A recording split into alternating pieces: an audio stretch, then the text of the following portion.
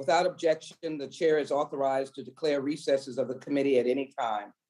Good morning and welcome to today's oversight hearing on clemency in the Office of the Pardon Attorney. I would like to remind members that we have established an email address and distribution list that circulate exhibits, motions, or other written materials that members might want to offer as part of our hearing today.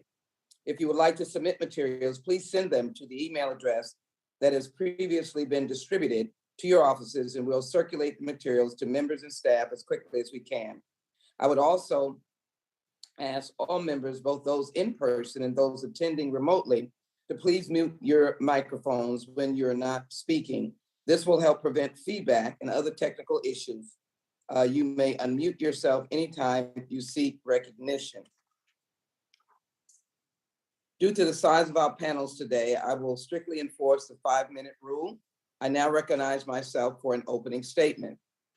During today's hearing, the subcommittee will examine executive clemency and explore solutions to improve the process of evaluating clemency petitions and making recommendations to the president. Although the authority to grant clemency vests solely with the president, the Office of the Pardon Attorney, a unit within the Department of Justice that is congressionally created and funded, aids the president in the exercise of the clemency power through an administrative process established by regulations that develop somewhat haphazardly.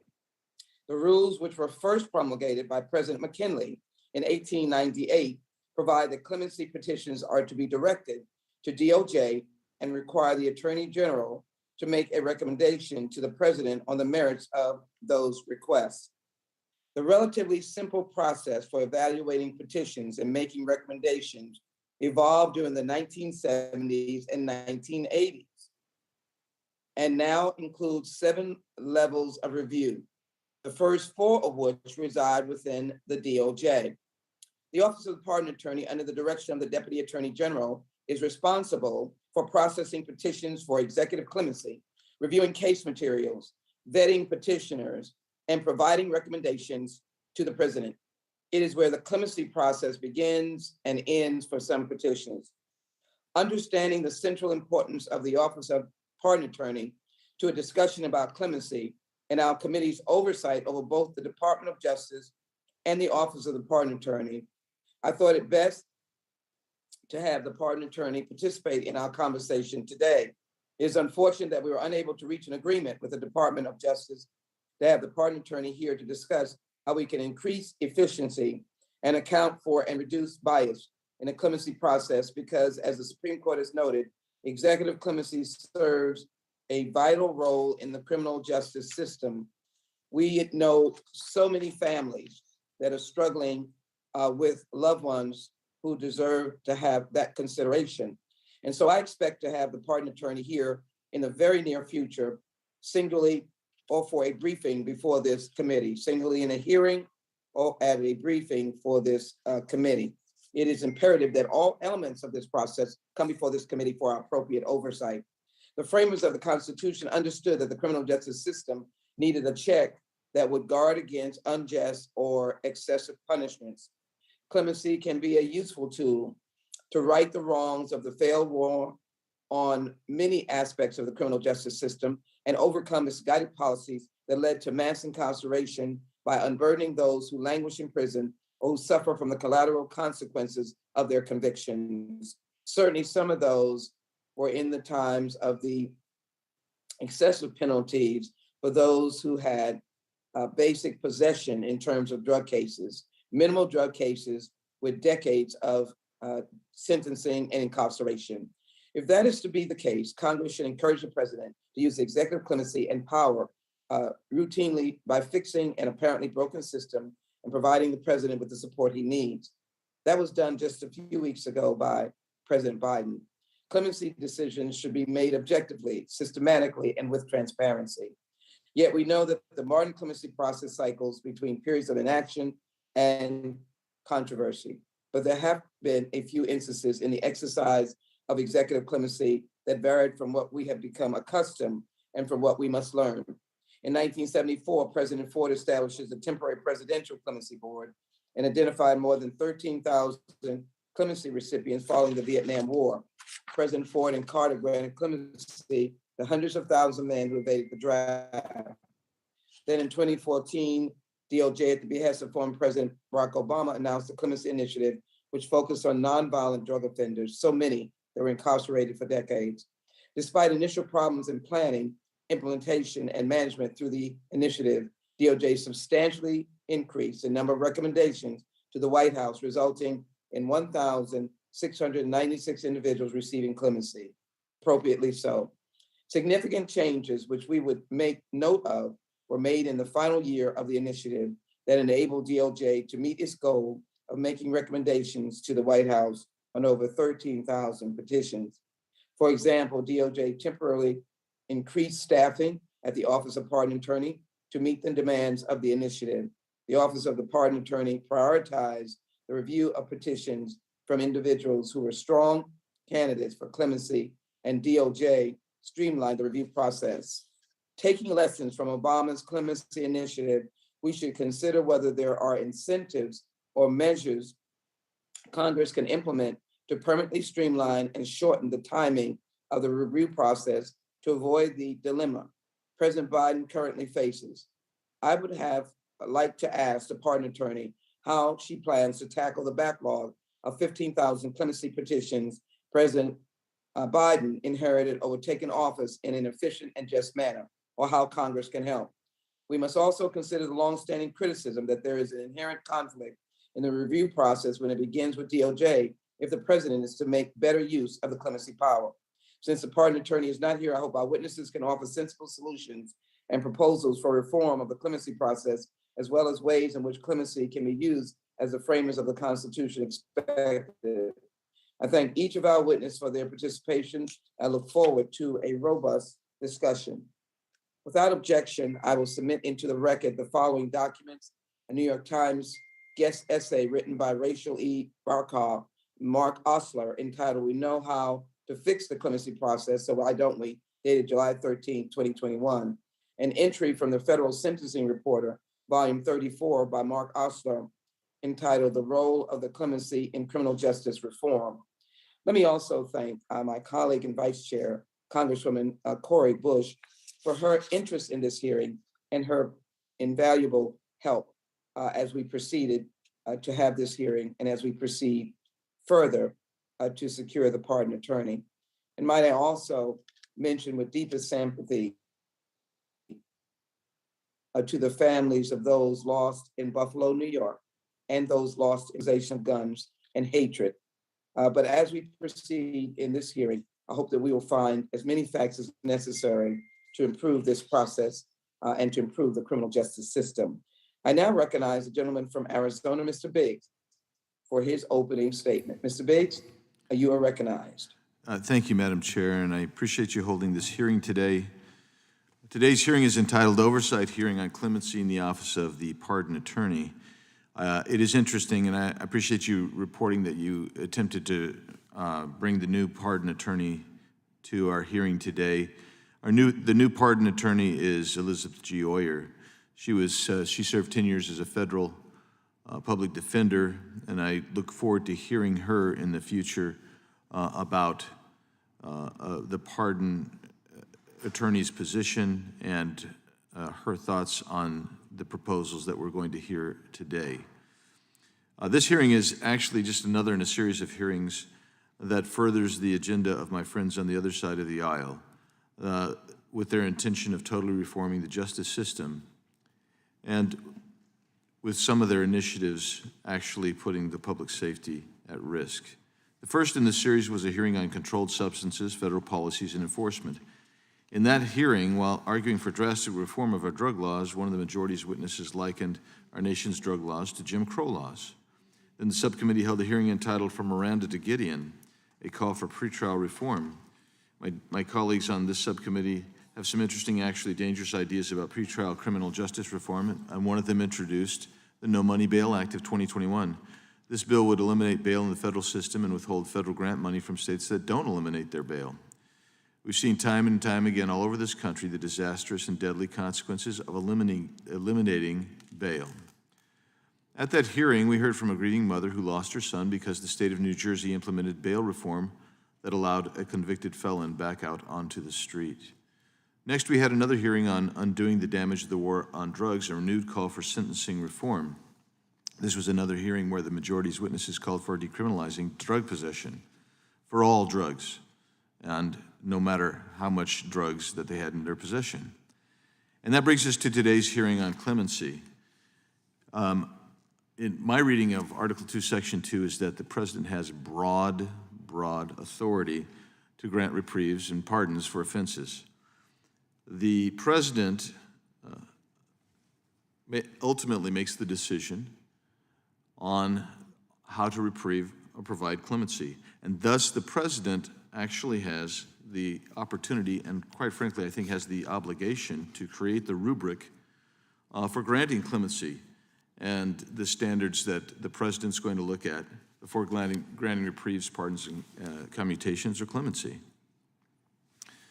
So, with that in mind, I don't think anybody in the room doubts the president has constitutional authority in this area, nor do we think that the president's authority to commute sentencing of drug offenders is outside of the scope of the president's authority. And so, because the Constitution seems to vest that authority with the president, the rubric seems to also lie with the president. Just because the president may commute such sentences does not necessarily mean that the president should take action at all. While such commutations do not raise constitutional concerns, they certainly can raise public safety concerns. During the last 2 years, the United States has seen a spike in violent crime. In 2020, the United States tallied more than 20,000 murders, the highest total since 1995, and 4,000 more than in 2019. And FBI data preliminarily for 2020 points to a 25% surge in murders. This would be the largest single-year increase since the agency began publishing uniform data in 1960. Last year, in America, there were more than 105,000 drug overdoses. That follows a record in 2020 with more than 91,000 overdose deaths. Now may not be the time, despite what the Biden administration and any of my colleagues believe, to release drug traffickers and dealers back into our communities and neighborhoods.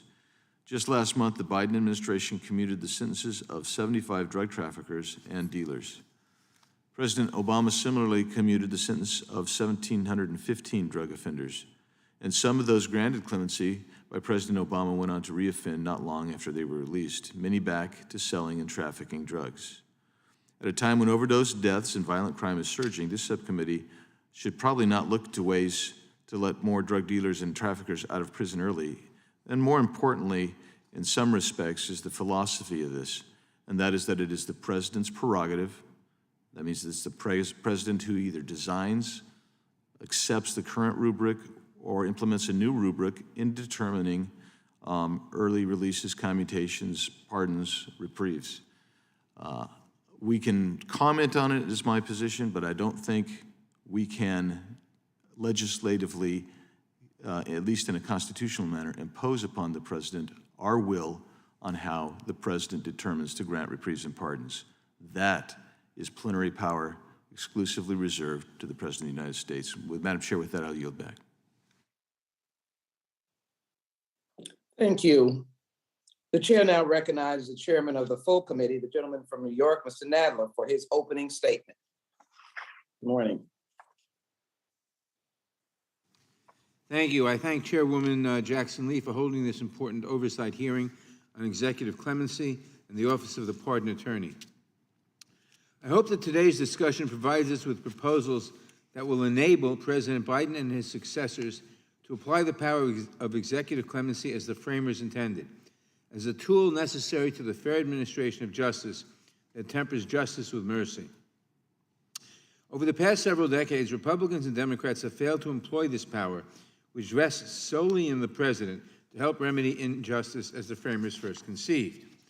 After decades of draconian mandatory sentencing policies, far too many nonviolent federal offenders, disproportionately people of color, remain in prison serving what we know now are unnecessarily harsh sentences. Some of these prisoners are elderly and suffering from chronic illnesses and have served their debt to society many times over. Many others face hardships when seeking re-entry into their communities after completing their sentences because of the collateral consequences of their convictions. Clemency is the only remaining relief for many of these people. Yet thousands of clemency petitions are currently pending due to the more than 15,000 petitions left by the previous administration for President Biden to consider. The tremendous responsibility of reviewing these petitions and making recommendations to the President has been customarily delegated to the Office of the Pardon Attorney, an agency within the Department of Justice. This subcommittee has both the authority and the obligation to evaluate the efficacy of this office and to improve upon its ability to support a vital authority of the executive. I know that many of our witnesses today agree that the current clemency process requires immediate reform. Some may even argue that the process should be removed from the Department of Justice altogether because of the inherent conflict of interest posed by placing the authority to review petitions for clemency within the same department that prosecuted each prisoner. In recent years, much of this committee's consideration of clemency was centered around the abuse of the pardon power by presidents of both parties in individual cases. I appreciate the opportunity today instead to focus on clear-minded systemic reforms that will increase the rate and diversity of clemency grants, paying special attention to the plight of incarcerated women and minorities who have borne the brunt of the so-called war on drugs. I commend President Biden for doing what many previous presidents have not, that is, issuing grants of clemency earlier in his term and not just before his presidency ends. Last month, he used criteria similar to those used by President Obama to issue more than 1,700 grants of clemency, primarily to nonviolent drug offenders who would have received a lower sentence if they were charged with the same offense today. Recalling our recent discussions surrounding the exercise of compassionate release and the implementation of the First Step Act, we know that there are thousands more remaining in prison or who are now released in home confinement with similar stories. I hope that our witnesses today will discuss how Congress can help the Office of the Pardon Attorney and the President reach more of these individuals and provide relief that will allow them the ability to return to their communities from home confinement without risking return to prison. Although Congress has little authority over the President's exercise of the clemency power, we can enact measures that will pave the way for more clemency grants. We can also assist in reforming the processes we do have control over to ensure that petitions are treated fairly and timely and as a routine mechanism of the criminal justice system. I would like to thank the witnesses for appearing today. I look forward to hearing their testimony, and I yield back the balance of my time. I thank the gentleman.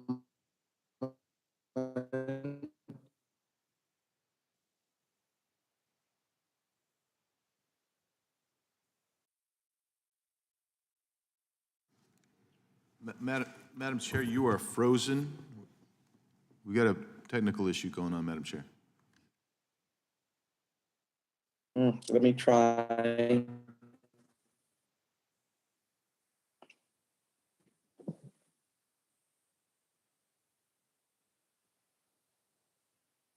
Am I back? Yes. Am I back? Yes, you are. All right, is Mr. Jordan present? No. Yes, is Mr. Jordan present? No, he is not present, Madam Chair. No. Thank you. When he comes,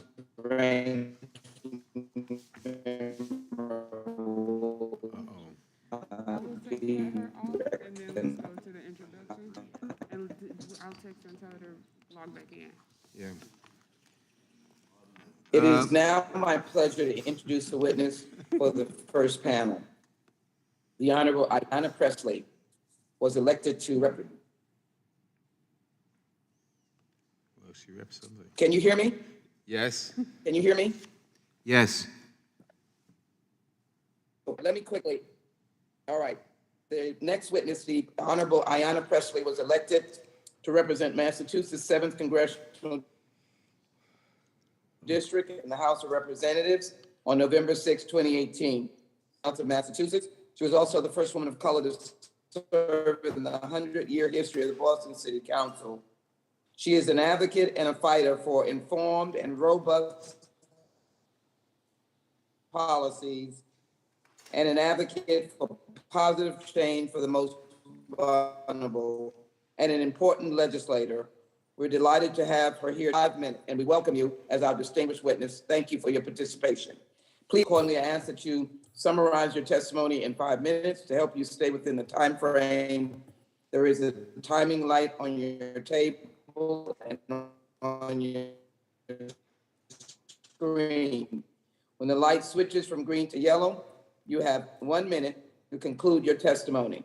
When the light turns red, it signals that your 5 minutes.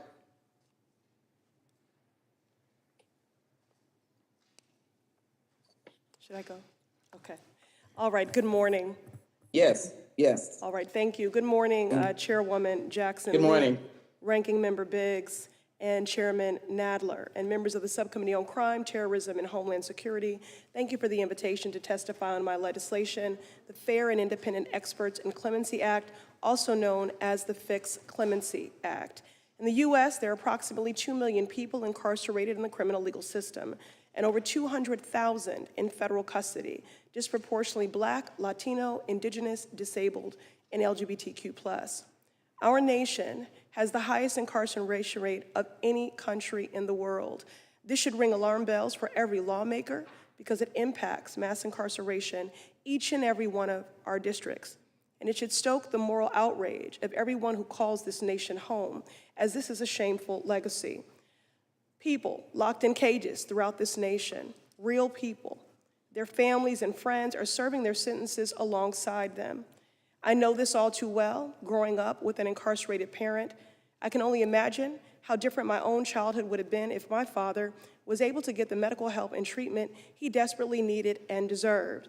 Instead, his opioid addiction, which today would be treated as a public health issue, was criminalized, and his addiction robbed me of his physical presence during my most formative years. Today, my father, Martin Terrell, like millions of Black men and women, is a survivor of mass incarceration. He's attained multiple degrees, gone on to be a college professor, and published author. Nonetheless, his presence having been robbed of his presence during my formative years, it has been an ongoing, healing process for myself and our family. My story is hardly an anomaly.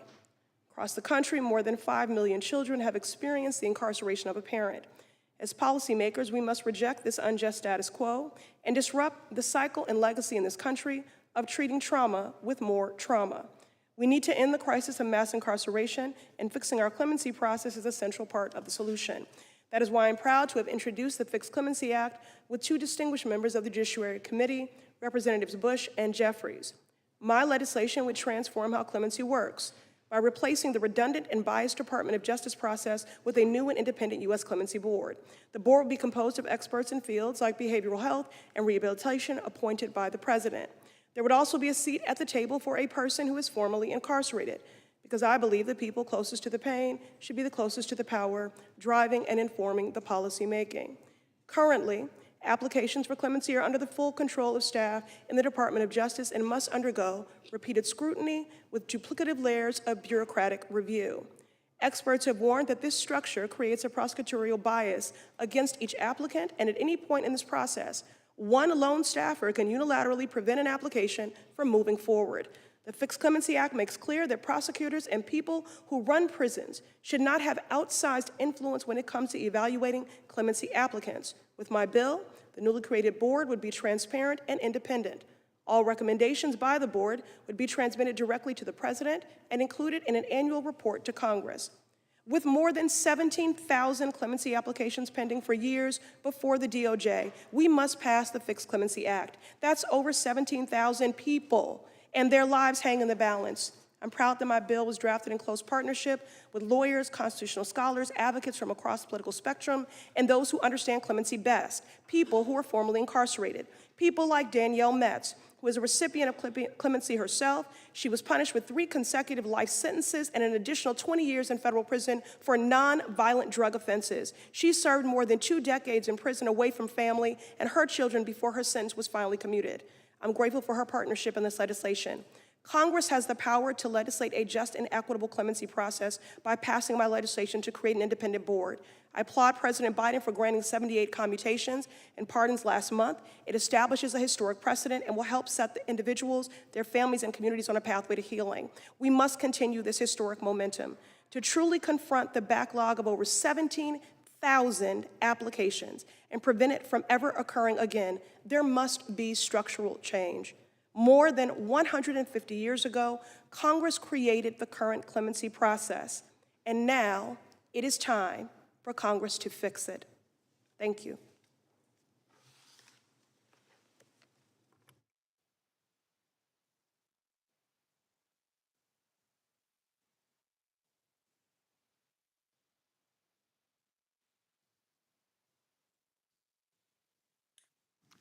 Let me thank you for very insightful testimony. We were very pleased to have you before our committee and very pleased that you accepted.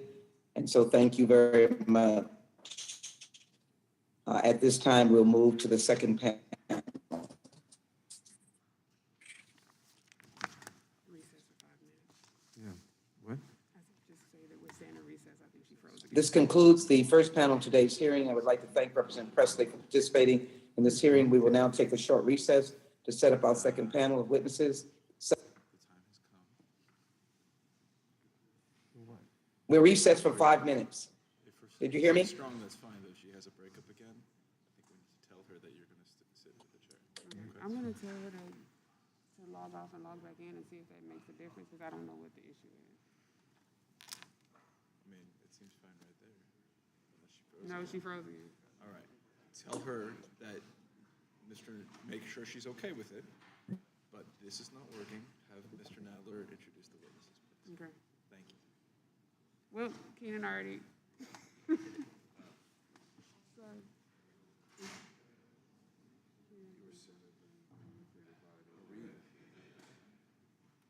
Wait, is she on this? Is she on that text message? No. So, oh yeah, she's on. She's on. Is that her? Oh, yeah.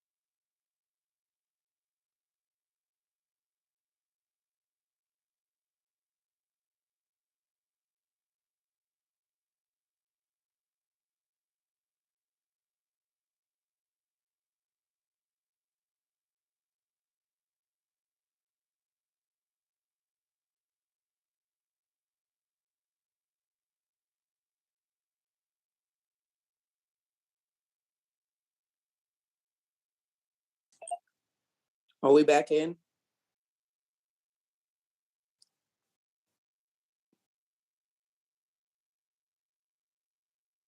Yeah, I think we can hear you now. You can go ahead and start, Sheila. All right.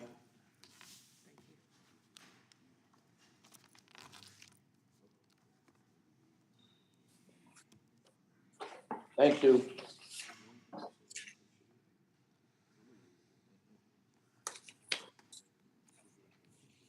The subcommittee will reconvene to hear the testimony of our second panel.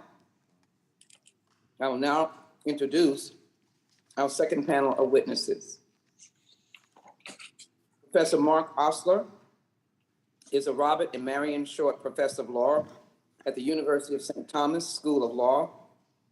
He is a former federal prosecutor and author whose writings on clemency, sentencing, and narcotics policy have appeared in the New York Times, the Washington Post, and the Atlantic, and many law journals, including at Harvard, Stanford, the University of Chicago, and Georgetown.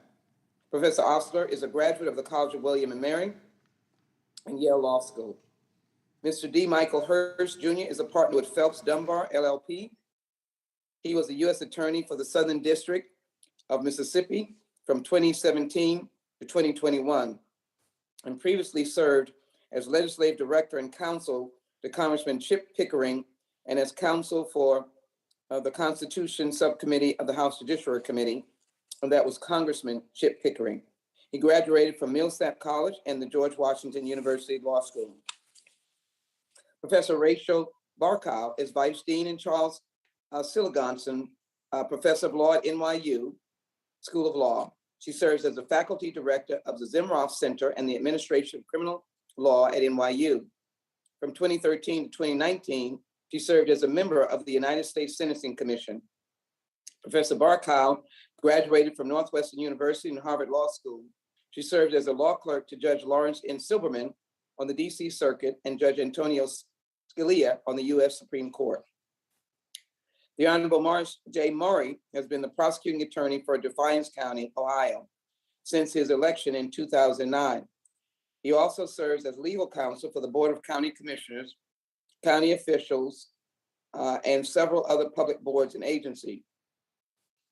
Attorney Murray is a graduate of the University of Dayton and the University of Dayton School of Law. Nkechi Tafaya is president and CEO of the Tafaya Group LLC, founder and convener of the Justice Roundtable, and serves as senior fellow for the Columbia University Center for Justice. She serves as advocacy director for criminal justice at the Open Society Foundation. She has also served as legislative and policy counsel for the ACLU, the Women's Legal Defense Fund, director of Howard University School of Law's Equal Justice Program, and staff attorney for the National Prison Project. She graduated from Howard University and George Washington University Law School. Ms. Andrea James is the founder and executive director of the National Council for Incarcerated and Formerly Incarcerated Women and Girls, and the founder of Families for Justice as Healing. She is a former criminal defense attorney, formerly incarcerated woman, and author. Ms. James is a 2015 Soros Justice Fellow and a recipient of the 2016 Robert F. Kennedy Human Rights Award. Mr. Jason Hernandez was granted clemency by President Barack Obama on December 19, 2013. Upon his release, he earned his high school diploma and founded several nonprofit organizations, including At Last, which empowers Latino students to become leaders in their schools and communities and helps them pursue careers where Latinos are underrepresented. Mr. Hernandez received fellowships from the Open Society Foundations and Open Philanthropy via Latino Justice, and serves as a consultant to the ACLU's redemption campaign, Embracing Clemency. Mr. William R. Underwood received compassionate relief after 33 years of incarceration. Mr. Underwood is currently a senior fellow with the Sentencing Project's campaign to end life imprisonment. He is also a consultant, public speaker, advisor, and advocate at the Underwood Legacy Fund, where he advocates for the rights of songwriters, producers, composers, lyrics, and music publishers. We welcome all our distinguished witnesses. We thank them for their participation. I'll begin by swearing in our witnesses. I ask our witnesses testifying in person to rise and ask our witnesses testifying remotely to turn on your audio and make sure that I can see your face and your raised hand while I administer the oath.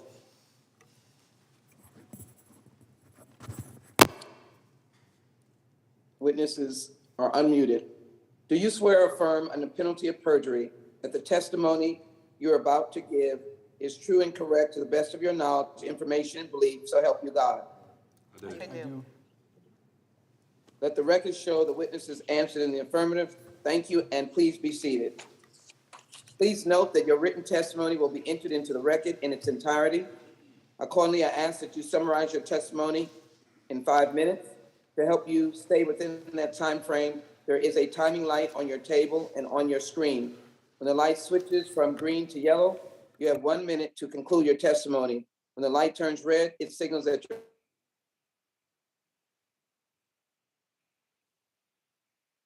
you are now welcome. Mr. Osler, you may give your statement. Thank you, Madam Chair, Mr. Ranking Member. Thank you for this opportunity to be heard this morning on this important subject. I'm going to use my time to describe the broken system that we use to evaluate clemency petitions. The pardon attorney is a part of this broken process, but only a part, and probably not the most important part. I've prepared a chart of the current process. It's also included in my written testimony as well. If you look at the chart that's here to my left, you'll see that there is a green box at the bottom left-hand corner. And what that represents is this is a commutation petition, someone in prison, usually preparing the petition themselves. They're going to fill out the form, they're going to send it in to the pardon attorney staff that's going to do an analysis of it and come up with an opinion. Now, they're going to reach out to the local U.S. Attorney's Office and get their opinion, which will be given considerable weight going up the chain. Once the pardon attorney staff has their report, it goes to the pardon attorney, who's going to make an independent evaluation. Now, from there, it doesn't go to the president. Instead, it goes to a staff member at the Deputy Attorney General's office, and that's the middle blue box in the rank of 3 there. And that staff member is going to make a recommendation. And then that goes to the Deputy Attorney General. From there, it goes to a staff member at the White House counsel's office. And after that, it goes to the White House counsel. And only after that, after 7 sequential steps, does it go to the president. This is a terrible process. Whether you think a lot of clemency should be granted or only just a few, this is a bad process for getting to the right ones. And Mr. Ranking Member, I'd note that in terms of the president having input and having a rubric that would be controlling, having so much separation of bureaucracy between the president and the people who are doing the evaluation doesn't help that at all.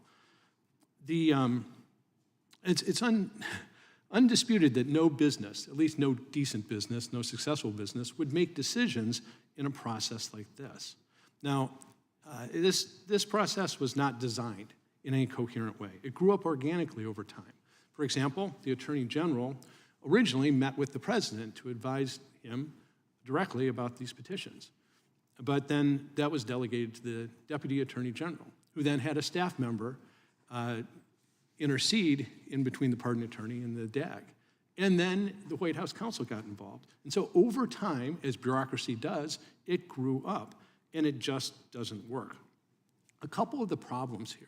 One is the sequential nature of the decisions. And this combines with another problem, which is negative decision bias. No one gets in trouble for saying no. All the risk is in saying yes. And so if we think about this as a pipe with 7 valves, and they all have to be opened for any petition, even the best petition, to get to the end, and they're spring-loaded shut. No wonder this process doesn't work. Another problem is that you have 2 key positions here that are people who are generalists, who are really busy. And one of them is the Deputy Attorney General, who has operating control of much of the Department of Justice.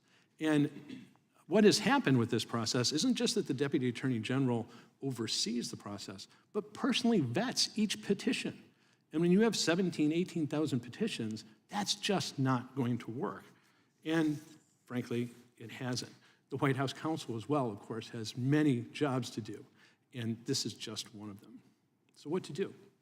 Well, we just heard about the well-named Fixed Clemency Act, and that would eliminate much of this bureaucracy. And yes, bring the process closer to the president so that the president's will about clemency can be respected in a more direct way. I want to close by telling you why I care so much about this. This has become my life's work. In part, it's because I hate bureaucracy, but it's also a matter of faith. My work has integrity because a core value of my Christian faith, mercy, is also found in the constitutional pardon power. It's rare to find a faith imperative that so clearly is also a constitutional imperative. And even though my own perspective is as a Christian, I know that mercy is a core value of Judaism, of Islam, and nearly every moral system that is either religious or secular. Americans love freedom, and we believe in mercy. We just need to build a machine that reliably can provide us with just that. Thank you. Thank you very much, Professor Osler, for your testimony. Thank you again. Mr. Phelps, you're now recognized for 5 minutes. Thank you, Madam Chairwoman, ranking members, member of the subcommittee. My name is Mike Hurst. I'm a partner in the Jackson, Mississippi office of Phelps Dunbar. And before that, I served as a United States Attorney for the Southern District of Mississippi. I appreciate the invitation to be here today to testify about the clemency process and the DOJ's Office of the Pardon Attorney. Before joining Phelps in January of 2021, not only did I serve as United States Attorney, but I also had stints as an Assistant United States Attorney, a nonprofit lawyer, a private practitioner here in Washington, D.C., a congressional staffer, and as the Madam Chairwoman said, counsel to the Constitution Subcommittee, which Mr. Nadler was the ranking member at the time. I'm here today, though, to give my perspective on clemency and the Office of the Pardon Attorney. Specifically, in my experience as a former chief federal law enforcement officer and a former federal prosecutor on the front lines, and also now as a criminal defense attorney. Let me just be clear, the views I'm expressing today are my own. They do not represent my firm, my clients, or anyone else. First, during my tenure as United States Attorney, I was asked by the Office of the Pardon Attorney on several occasions to give my thoughts on petitions for clemency of defendants who had been prosecuted in our office. I believe as a policy matter that asking the prosecutor's opinion of a petition is not only appropriate, but it's vitally important, as no one knows these defendants and the circumstances surrounding their criminal cases better than the prosecutor. As U.S. Attorney, and before that as an Assistant U.S. Attorney, my role was not to lock someone up or to keep someone locked up. Rather, our role as federal prosecutors was to ensure that justice was done. For brevity's sake, I will summarize or paraphrase Justice Sutherland's 1935 language in Berger v. United States, which says, the United States Attorney's interest in a criminal prosecution is not that it shall win a case, but that justice shall be done.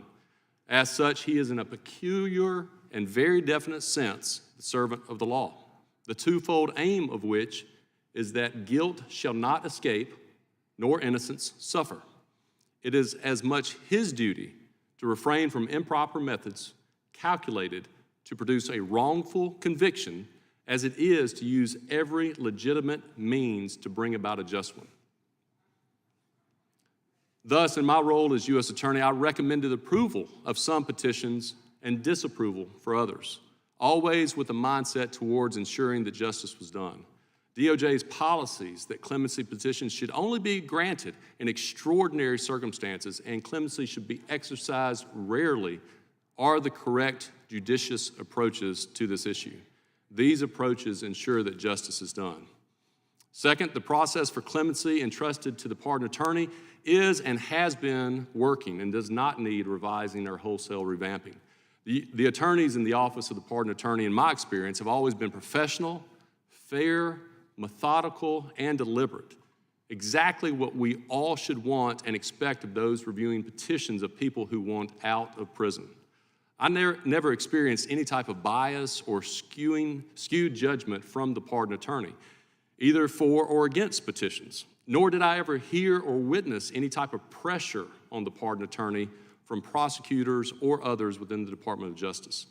The multiple possible veto points throughout the process is not a flaw, but rather a positive part of the system.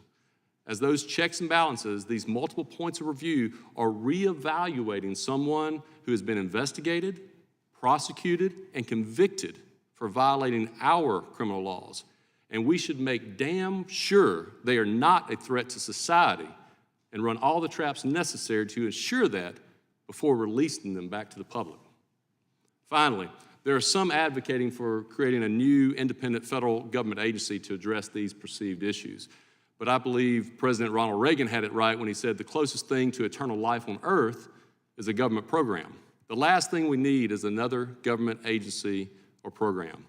And even if Congress were successful in establishing this new U.S. Clemency Board, as the ranking member has pointed out, the president has almost unlimited authority to grant clemency. So there would be no authority requiring the president to use, rely upon, or defer to this new government agency. In conclusion, the clemency process today is not perfect, but it works relatively well considering the resources of the Office of the Pardon Attorney and the professionalism that office exhibits. Clemency should be granted only in rare, extraordinary circumstances, and petitions for clemency should continue to have many levels of review before they reach the president's desk. If a president wants to expedite the process, he has more than enough authority to do so. And when time expired, you can finish. Yes, madam. Those who want to simply release more criminals, defund our police, and not enforce our criminal laws will only further increase already rising crime throughout America and make America less safe. Thank you. Gentleman's time has expired. Let me, for the record, make sure that Mr. Hurst's full name is complete. It is D. Michael Hurst, who's the witness that we just heard. Thank you so very much for your testimony, Mr. Hurst. I now wish to recognize Professor Barkow is recognized for 5 minutes. Thank you, Madam Chair, Mr. Ranking Member, members of the subcommittee. I'm honored to testify before you today. So as you've heard, there are currently approximately 18,000 clemency petitions awaiting answers from President Biden. Almost 15,000 of those are commutation petitions seeking relief from excessive sentences being served right now, and another 3,000 petitions are requesting pardons. Unfortunately, clemency appears to be a low priority for the current administration. It inherited a backlog of 14,000 petitions, and instead of urgently addressing it, the backlog has grown by more than 28%. It's hard to overstate the level of mismanagement responsible for this unconscionable backlog. These people, many of whom have been waiting for years, deserve answers to their petitions, yet the administration has done nothing to suggest it has any grasp of the exigency of the situation. It hasn't changed any aspect of the clemency process that created this backlog. President Biden has granted just 78 clemency petitions so far, 3 pardons, 75 commutations, leaving 99.6% of the rest of the petitions in their holding pattern. It's not just the paltry number, but the nature of the grants that shows just how narrowly the administration is viewing this power. Most of the grantees were already released to home confinement under the CARES Act, but it's hard to see why only a few dozen people released under the CARES Act merited such relief instead of all of them as a categorical matter. The administration also noted that its recent grants included individuals who would be sentenced differently today under laws like the First Step Act that shorten sentences. But here, too, the administration granted only a handful of these cases out of the thousands just like them. If this were in any other area of government responsibility, there would be alarm bells ringing about the ineptitude of those in charge. Sadly, because clemency often fails to get the attention it deserves from the press and public officials, those calls haven't come as loudly as they should. But make no mistake, the failure to take drastic action to address the current backlog of clemency is presidential malpractice. So the question is what to do about it. In my written testimony and my prior testimony to you, I have urged Congress to use its legislative authority to create other second-look mechanisms, prevent excessive sentences from occurring in the first place, and create an expungement option. But Congress can also use its authority to improve the clemency process itself. Congress can't dictate how a president should exercise the constitutional power of clemency, but it can provide funding and incentives for needed institutional changes. The president currently relies on a process in the Office of the Pardon Attorney, as you've heard, and that is funded by Congress. Congress could instead fund a separate advisory board that exists outside the Department of Justice to provide advice to the president on clemency. Taking clemency out of the Department of Justice would address the bureaucratic duplication that Professor Osler described and that's responsible for much of the holdup in petition processing.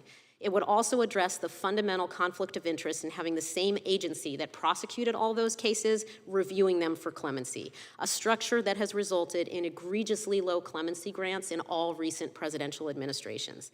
Congress can't require a president to use that board, but a designated funding stream for a clemency board would signal the broad support this idea has, and it would be more likely that it would be consulted, especially when a president like President Biden has already indicated his desire to do this as part of the Biden-Sanders Unity Task Force. While the proposal doesn't have to mirror the one in the Fixed Clemency Act, that is one option for making this change. Setting up a permanent board is, in my view, the preferred option, but a second best scenario would be to create at least a temporary board to deal with the clemency petition backlog. President Ford used a temporary board to address a large number of cases associated with evasion of the Vietnam draft, and that could be a model for this approach. A less effective strategy, but better than nothing, would be for Congress to increase dedicated funding for positions in the Office of the Pardon Attorney. 80 of these have been approved, but they have not been funded because of the continuing resolution. The reason this approach is less desirable is that it would address only delays from initial review in the Pardon Attorney's office, when a big reason for the backlog is the failure of the Deputy Attorney General and White House Counsel's office to act. For example, we know that in fiscal year 2020, 63% of the pending petitions were waiting decisions by the DAG or White House counsel. They'd already been processed through the Pardon Attorney's office. So a board that's outside of DOJ would definitely be the preferred approach in my view, and I urge Congress to do that or take other measures to create replacement mechanisms for clemency. Thank you for allowing me to testify and share my thoughts. I'm happy to answer any questions you might have. I thank the gentlelady for her testimony. And now I recognize Prosecuting Attorney Murray is recognized for 5 minutes. Thank you. Good morning, Chairwoman Jackson-Lee, Ranking Member Biggs, and members of the Judiciary Committee. My focus today is really, I want to take a pause, or I hope this committee will take a pause and think about public safety and the impact on local communities. My name is Morris Murray. I am the elected prosecuting attorney for Defiance County, Ohio. I first served as an assistant prosecutor back in 1985 before being elected to my current position in 2009. I'm a past member of the National District Attorneys Association board, and I'm also a past president of the Ohio Prosecuting Attorneys Association. I'm also proud to add that prior to beginning my law career, I served as a police officer for several years. I think it's important, and I'm compelled to note that today's testimony is being submitted on the heels of National Police Week, a time to recognize and salute our entire law enforcement community. I'd like to echo and support the comments of my colleague, former prosecutor Hurst. During my career, and I'm coming from the perspective of a local frontline prosecutor, I've prosecuted over 5,000 felony matters, all levels of severity. I've worked extensively for 30 years with a multi-jurisdictional narcotics task force.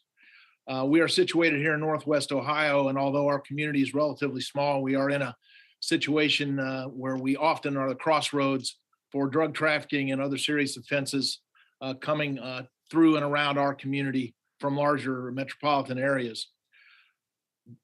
This is a dangerous, and I'm sorry to use the old cliche, but this is a slippery slope. And to the extent we allow this slope to continue in this direction, we're going to be compromising public safety.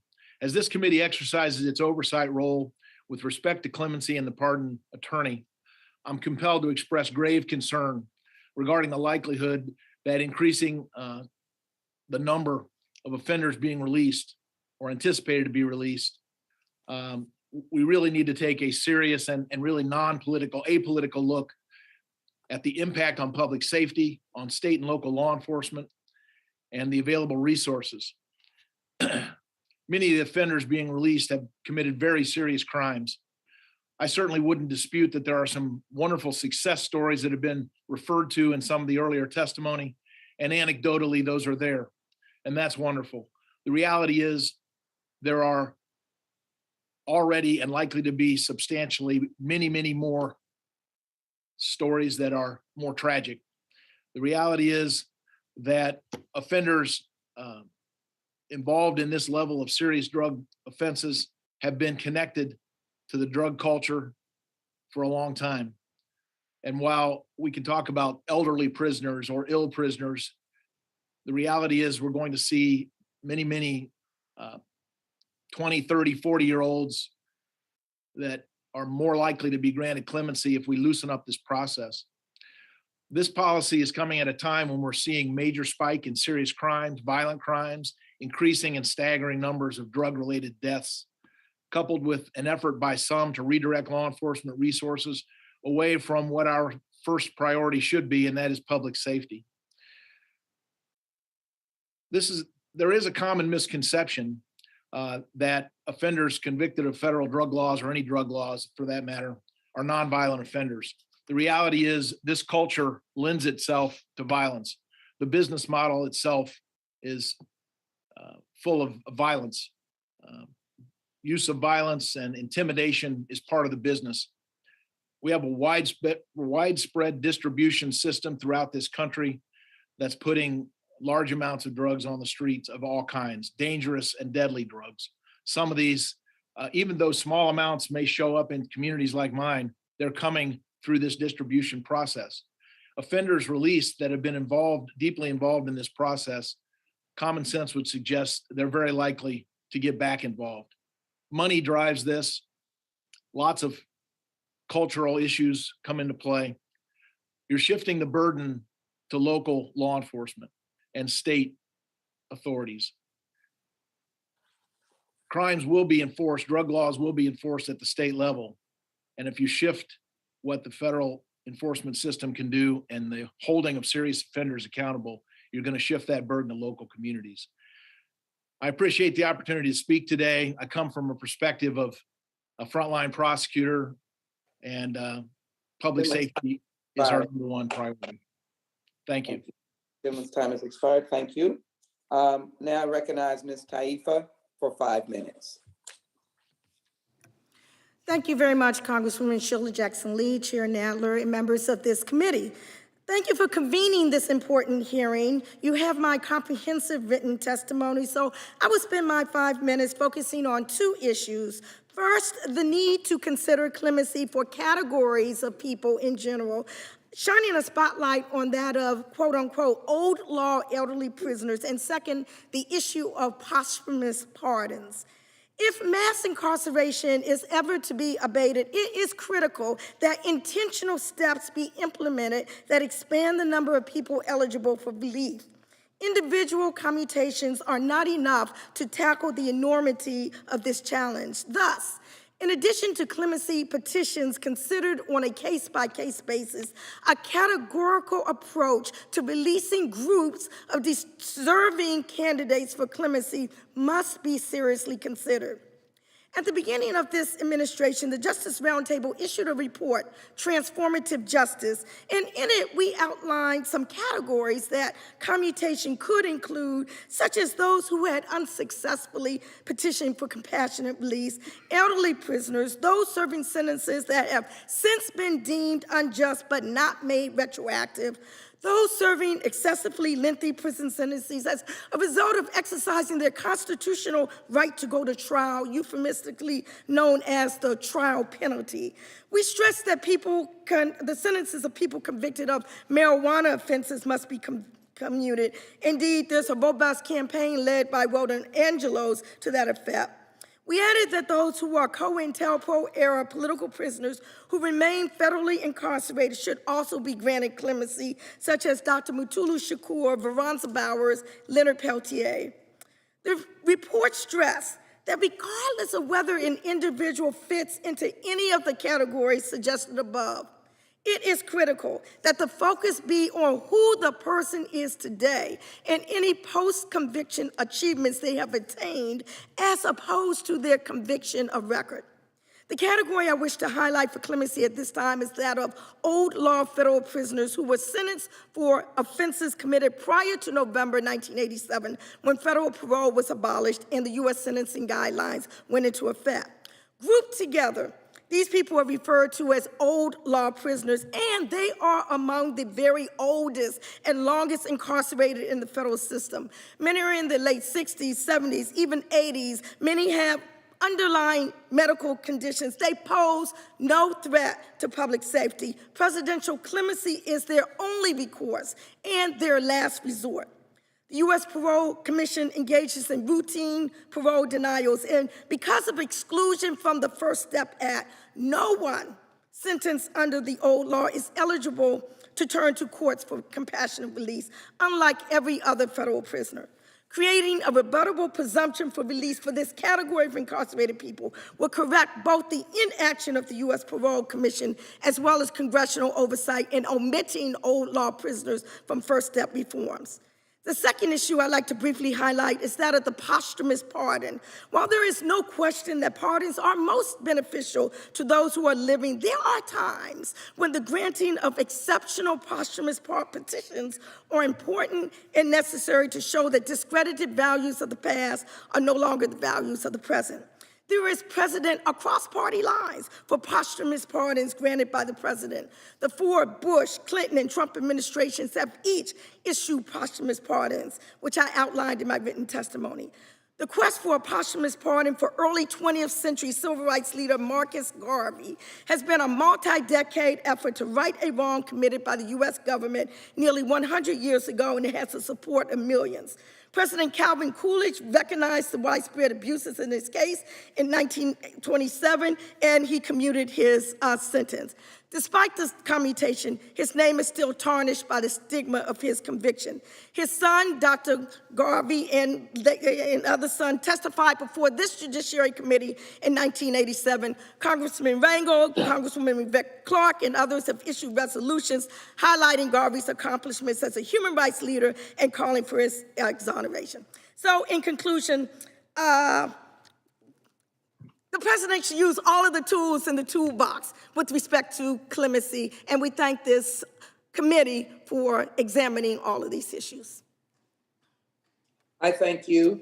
Now, Ms. James, you're recognized for 5 minutes.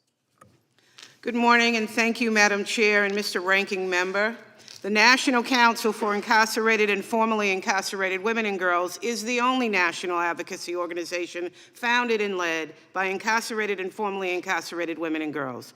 Organizing began in a federal prison yard with a group of women, including myself, who wanted policymakers instituting criminal justice reform to hear the voices of formerly incarcerated people, those who understand the harm the current system inflicts and have the expertise to create an alternative system that recognizes each person's humanity.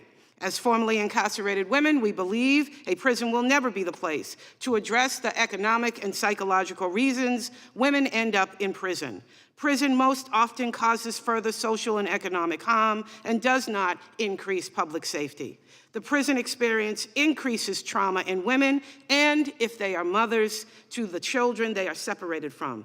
It deepens poverty in the individual lives of incarcerated people and the overall economic stability of their communities. Although our long-term goal is to end the incarceration of women and girls, we are also working to address conditions of confinement for those living inside of prisons. We support women seeking compassionate release and work to raise awareness of the horrific conditions in our prisons and jails. We support women seeking clemency. In the past several decades, clemency has become politicized. It is the notion that clemency is a gift is wrong. Clemency is an executive power that is enshrined in the Constitution. Justice Rehnquist called it the fail-safe of our legal system.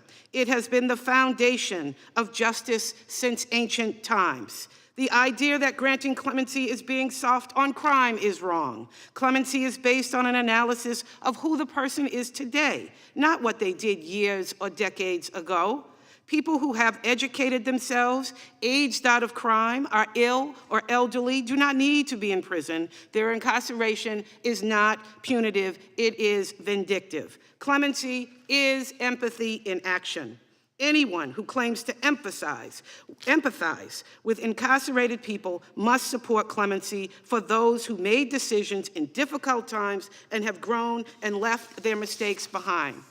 Average Americans understand this. 62% of voters recognize that reducing prison populations would strengthen communities by reuniting families and saving taxpayer dollars that can be reinvested in communities.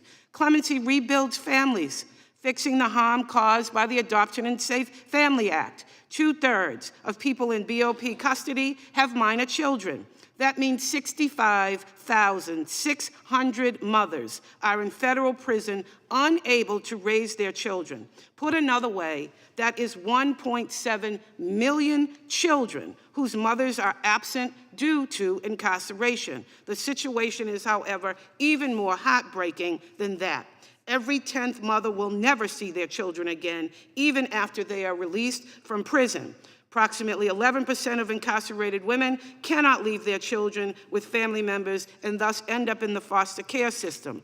The Adoption and Safe Families Act of 1997 limits the amount of time any child may remain in foster care. Although creating a stable environment for children is desirable, AFSA requires states to terminate parental rights and place children in an adoptive family. This destroys the family of an incarcerated mother who could not place her children with a spouse or family member.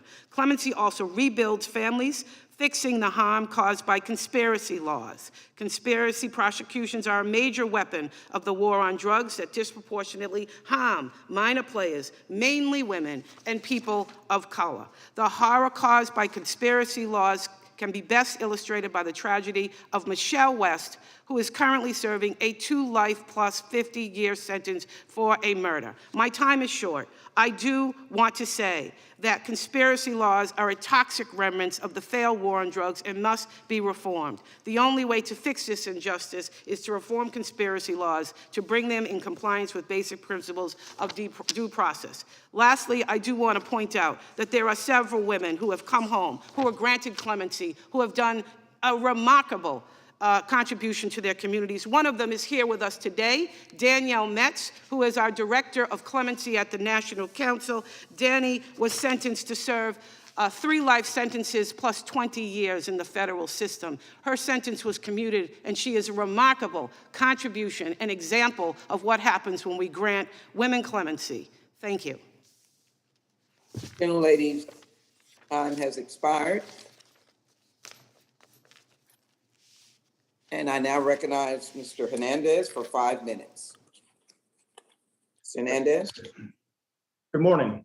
Members of the Congressional Subcommittee, I'm very deeply sorry I cannot be present today for this very important legislation addressing clemency reform. Thank you for allowing me this opportunity to speak on my behalf and those that are incarcerated. My name is Jason Hernandez, and I would like to briefly tell you who I was. I was a drug dealer, which I became at the age of 15. I was a defendant when at the age of 21, I was indicted by the federal government for distributing crack cocaine and sentenced to life without parole, plus an additional term of 320 years. I was a prisoner. In prison, I was a jailhouse attorney. 13 years into my sentence, I would write the most important letter and petition of my life.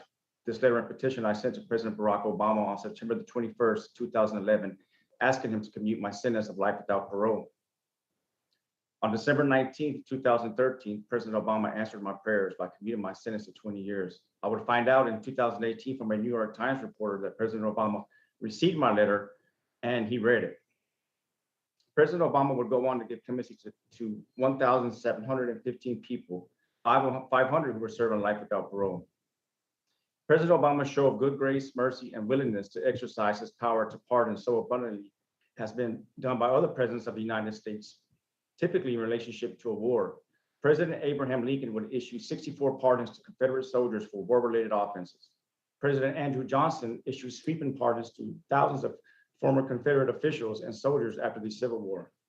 President Jimmy Carter granted unconditional pardons to hundreds of thousands of men who evaded the draft during the Vietnam War. In 1971, the United States began a war which was called the War on Drugs. Since the commencement of the War on Drugs, millions of people have been arrested, charged, indicted, and sent to prison, a majority of which were Latinos or African Americans. I have stated above how the presidents of the United States have exercised the power to pardon people in some way committed an act related to a war initiated by the United States. Some of these wars were deemed controversial, some deemed necessary. The war on drugs, controversial, necessary, could be arguments to support both sides. What we do know is that it was a war that was not thought out, misguided, ill-advised, racially biased, and has hurt Black and brown communities more than it has helped them. At a time when our communities needed sidewalks, roads, and better schools, we got more prisons. At a time when we needed mentors and teachers, we got more police. And acknowledging the war on drugs was a failure and should come to an end, one of the olive branches that should be extended is clemency. Former Supreme Court Justice Anthony Kennedy stated to the American Bar Association in 2003, a people competent in its laws and institutions should not be ashamed of mercy. I hope more lawyers involved in the pardon process will say, Mr. President, this young man hasn't served his full sentence, but he has served long enough. Give him what only you can give him. Give him another chance. Give him a priceless gift. Give him liberty. For still, the prisoner is a person. Still, he or she is part of the family of humankind. Earlier, I stated who I was. Now, since my release from prison in 2015, let me tell you who I am. I am a criminal justice reformer and the founder of Crack Open the Door and Get Clemency Now. I have contributed to nearly a dozen individuals being released early from prison, 9 of which were serving life without parole. I am an author who has written a book called Clemency Now, Get Clemency Now, which teaches people incarcerated and their families how to put together powerful clemency petitions. I am the 2017 Collin County Black Chamber of Commerce Trailblazer and Community Civic Leader of the Year. I am the 2018 McKinney Volunteer of the Year. I am the 2021 Leadership McKinney Alumnus of the Year. And I'm also the 2022 NACDL's Champion of Justice of the Year. I am also the founder and executive director of At Last, which is a leadership program for Latino high school students, which teaches them how to become leaders in their school and in their community. I was once inmate number 07031-078, and now through clemency and only clemency, I am once again Jason Hernandez. I hope and pray Congresswoman Ayanna Pressley's historic legislation to transform our nation's broken clemency system and addresses the growing problems of mass incarceration continues with the necessary steps so that it becomes law. There are more prisoners like me in there. There are more Kimber Smith Pradas in there. There are more Bill Underwoods, and there are more Sharanda Jones in there. And with this legislation, we can free them all. Thank you for this time, and God bless you all, and God bless this great country. Thank you very much, Mr. Hernandez. Now, Mr. Underwood, you're recognized for 5 minutes. I first want to thank Chairwoman Jackson Lee, Chairman Nadler, Ranking Member Biggs, and the members of this subcommittee for holding this hearing today, and for sharing this space to hear stories about the importance of second chances for people like me and families like mine. My name is William Underwood. I'm a 68-year-old senior fellow with the Sentencing Project's Campaign to End Life Imprisonment. Over 50 years ago, I was a teenage father in Harlem. I needed to provide for my family. There was one way to make fast money. I became involved in the drug trade to ensure that my son didn't know the hunger and pain I did. I previously testified to this committee about the impact of the war on drugs on me and my community and the racial injustice at its heart. I was ultimately sentenced to life without the possibility of parole and a concurrent 20-year sentence for leading a violent drug operation during the 1970s and early 80s. During my incarceration, I committed myself to growth and had no infractions in 33 years. I parented my children from behind bars, and they became steadfast advocates for my release. In the fall of 2014, President Obama announced the Clemency Initiative for people sentenced under mandatory sentencing laws. My clemency petition received support from entertainers, musicians, faith leaders, reformers, conservatives, sports figures, civil rights leaders, scholars, industry leaders, people I mentored in prison, and most of all, my children. President Obama ultimately commuted the sentences of 1,715 people convicted of federal drug crimes. I was not one of them. Instead, following the passage of the First Step Act, I was granted compassionate release in January 2021 at 67 years old. Judge Sidney H. Stein's release order cited letters from the men I mentored while in prison who said that I created a culture of responsibility among the men around me. Since my release, I've worked to create second chances for others. I was not an outlier in prison. There are many more people like me in federal prisons, and many who are older and sicker, yet who have been denied clemency and compassionate release. Clemency is valuable and should be available to all people who can safely return to the community, regardless of their crime or sentence. Clemency should also be granted far more frequently, but clemency should never be someone's only hope of freedom. There are 3 important ways that Congress could create more second chances today. First, Congress should pass the First Step Implementation Act and COVID-19 Safer Detention Act. The First Step Act reduced mandatory minimum sentences for drug offenses, but was not retroactive. The First Step Implementation Act would fix that inequity. Among other provisions, it would allow courts to give a second chance to individuals who have served at least 20 years for crimes they committed as minors. The COVID-19 Safer Detention Act would also help to reduce excessively lengthy sentences by expanding release opportunities for elderly or terminally ill individuals. It would give compassionate release eligibility to people sentenced before November 1st, 1987. The bill also includes urgent provisions to protect the lives of elderly individuals by adding COVID-19 vulnerability as a basis for compassionate release and shortening the judicial review process for early release during the pandemic.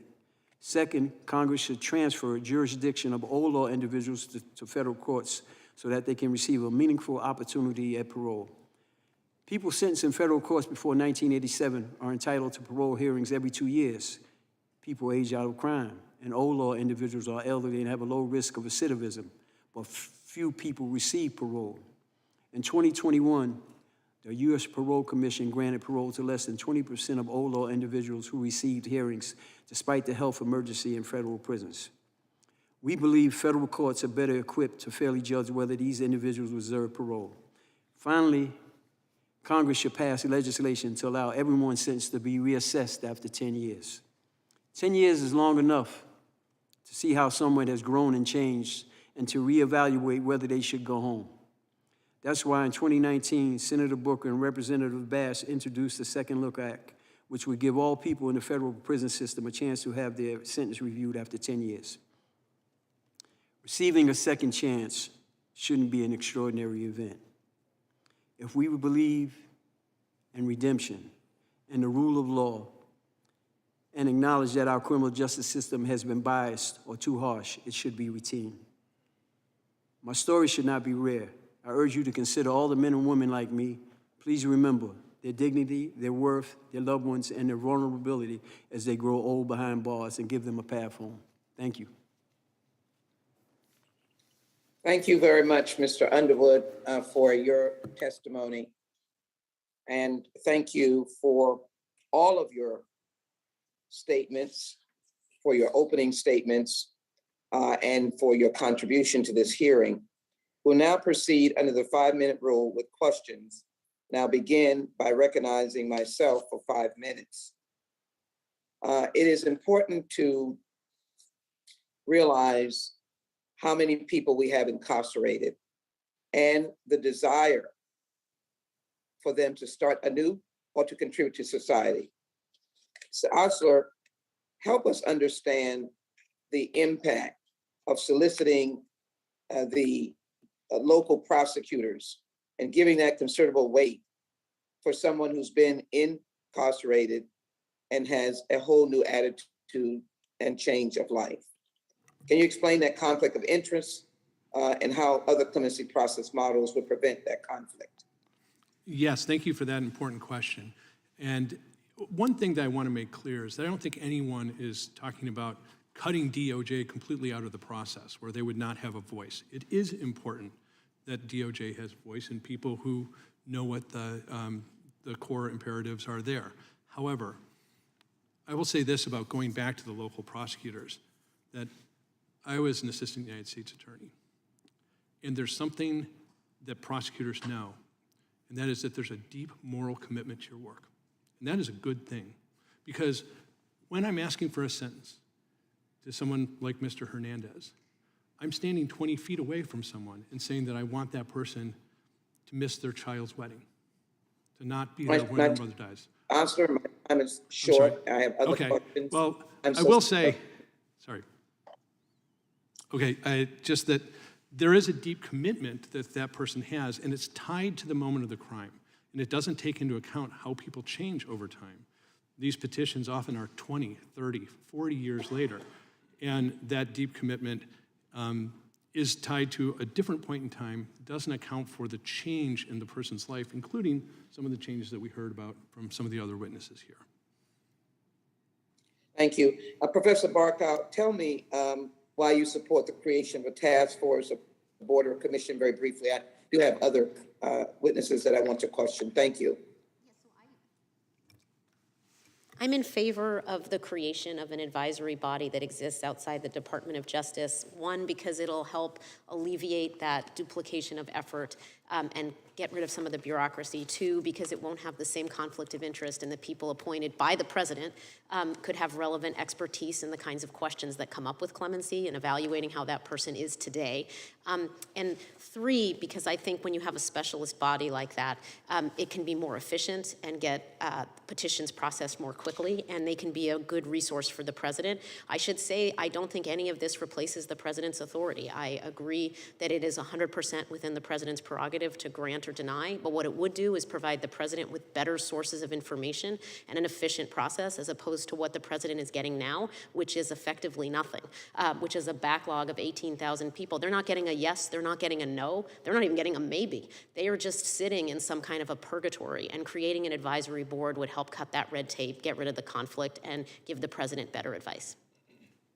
Thank you so very much. Ms. James, I think we started out by hearing thoughts that all we might be doing is adding to the criminal element, and that we might be creating danger. And I do want to pay tribute to our law enforcement during Police Week. We all want to be safe. But you made a very important point that I know, as I've been working with incarcerated women. Many of them are there for conspiracy charges that impact women who are grabbed into the system and given enormous thing. And they, of course, that completely implodes in many cases, as do fathers, the family. Would you comment on that, and that releasing these women would be a contribution to society, not a detriment? Thank Ms. you. James? Thank you. Thank you. I would like to comment on that. I am a former criminal defense attorney. I stood in countless courtrooms defending women, men, children. I'm also a formerly incarcerated woman that served a sentence inside of a federal prison. Madam Chair, but for clemency, but for conspiracy in the federal prison system, the majority of the women who are currently incarcerated in our federal prisons could not justify the prosecution, indictment, and sentencing at the lengthy sentences that these women received. Conspiracy is something that we must take a very deep look at. We have been doing a years-long research study with incarcerated women in the federal system. It causes egregious harm, disparately impacts women, particularly women with children, separating them for unconscionable periods of time for sentences that otherwise could not be justified. Gentleladies, time has expired, and my time has expired. Thank you very much. Now, my privilege to yield to the ranking member, Mr. Biggs, for 5 minutes. Thank you, Madam Chair, and again, thanks to the witnesses for being here, for some very enlightening and informative testimony.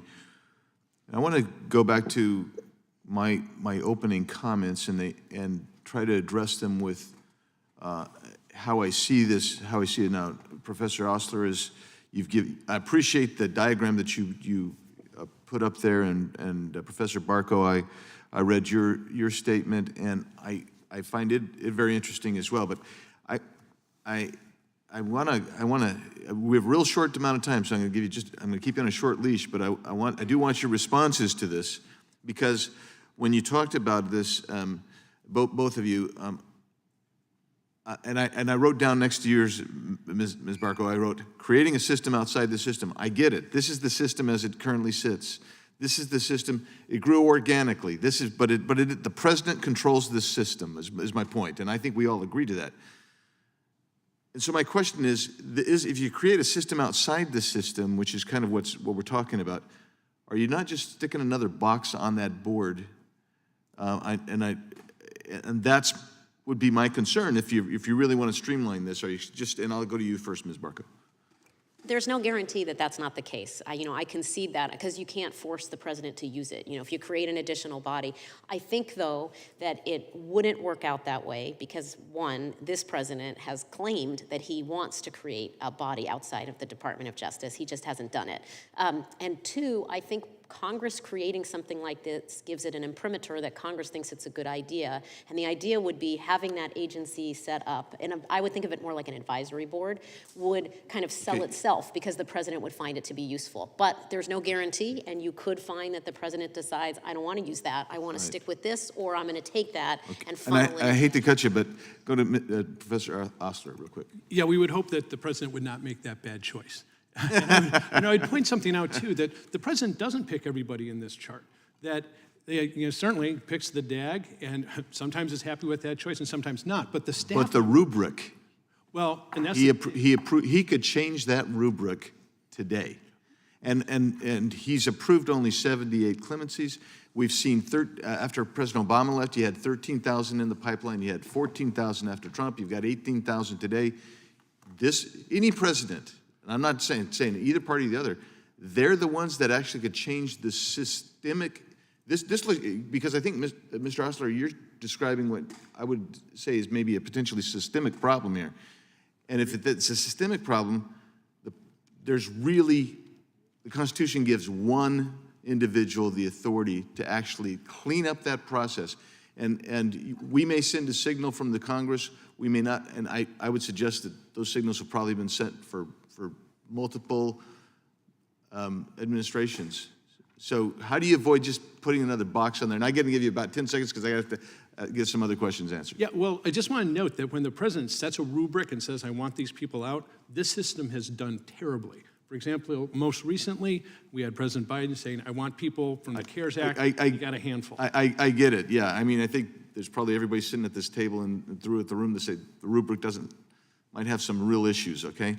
So I thank you for that. And I wanted to get to you, Mr. Murray. What role do the actual victims of violent crime, because we have about 8% of everybody that's in federal prison is requesting clemency. So what role does a victim of violent crime have in this current rubric or should have in clemency decisions? Is that question addressed to me? Yes. I'm sorry, I couldn't hear that part of it. Yeah. My perception is that that's a very minimal role, and the other difficulty there is how you define victim. Talked to a mother whose 20-year-old son just died of an overdose drug that was trafficked to that 20-year-old. That mother's a victim. There's a lot of variety on that question. I don't believe there's significant input. I keep hearing the term bias from the side of prosecutors, but a number of the panelists and a number of the people involved in the process come from the defense side, from the offender side, and where do we balance potential bias? I hate to cut you off because I appreciate it, sure. But I wanted to get to Mr. Hurst. You've experienced this on both sides, defending and prosecuting. Where does the victim fit in this process? The victim should fit into this process. I mean, this is the whole point of law enforcement, to keep us safe and to prevent people from becoming victims. And so, yes, victims should have a role in this process, just as they have a role when we prosecute federal crimes. We have a victim witness coordinator in every U.S. Attorney's office in the nation, and we consult with victims when we prosecute cases. Thank you. My time's expired. Thank you, Madam Chair. And thanks. Thank you. Thank you very much. And I now recognize the chairman of the full committee, Mr. Nadler, for 5 minutes. Thank you, Madam Chair. Professor Osler, because the federal system lacks expungement opportunities for individuals, the only relief they can get from the collateral consequences of conviction is through the clemency process. Can you explain how the lack of access to clemency, along with the burden of a criminal conviction, prevents successful reentry and reintegration? Yes, I can. And part of the reason I can is because I run a clinic at my school where we represent people for pardons. We know what it means to them. And every case is going to be different, of course. But for example, it may seem mundane, but there are pardon petitions from people where what they want to do is go hunting with their grandchild. But they can't, because they can't possess a gun. And that may be a little thing to some people, but it's a big thing to that grandfather. There's people who can't get a license to do the job that they want to do. And perhaps most importantly, many people just want to feel whole again. They want to feel that they have moved past, that it's recognized that they are no longer the person that committed that crime. And that's what pardons can do. And unfortunately, this system serves commutations poorly. It serves pardons even worse. Thank you. Why do you say that it serves pardons even worse? Well, for the last, during the Obama presidency, during the Biden presidency, there's been an emphasis on commutations. And because the bandwidth is so thin from the pardon attorney on up, when they're focusing on commutations, pardons get shunted aside.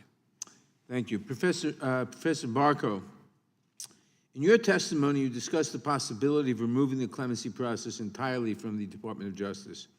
Can you explain how that would help address the bureaucratic barriers and increase relief for individuals seeking clemency?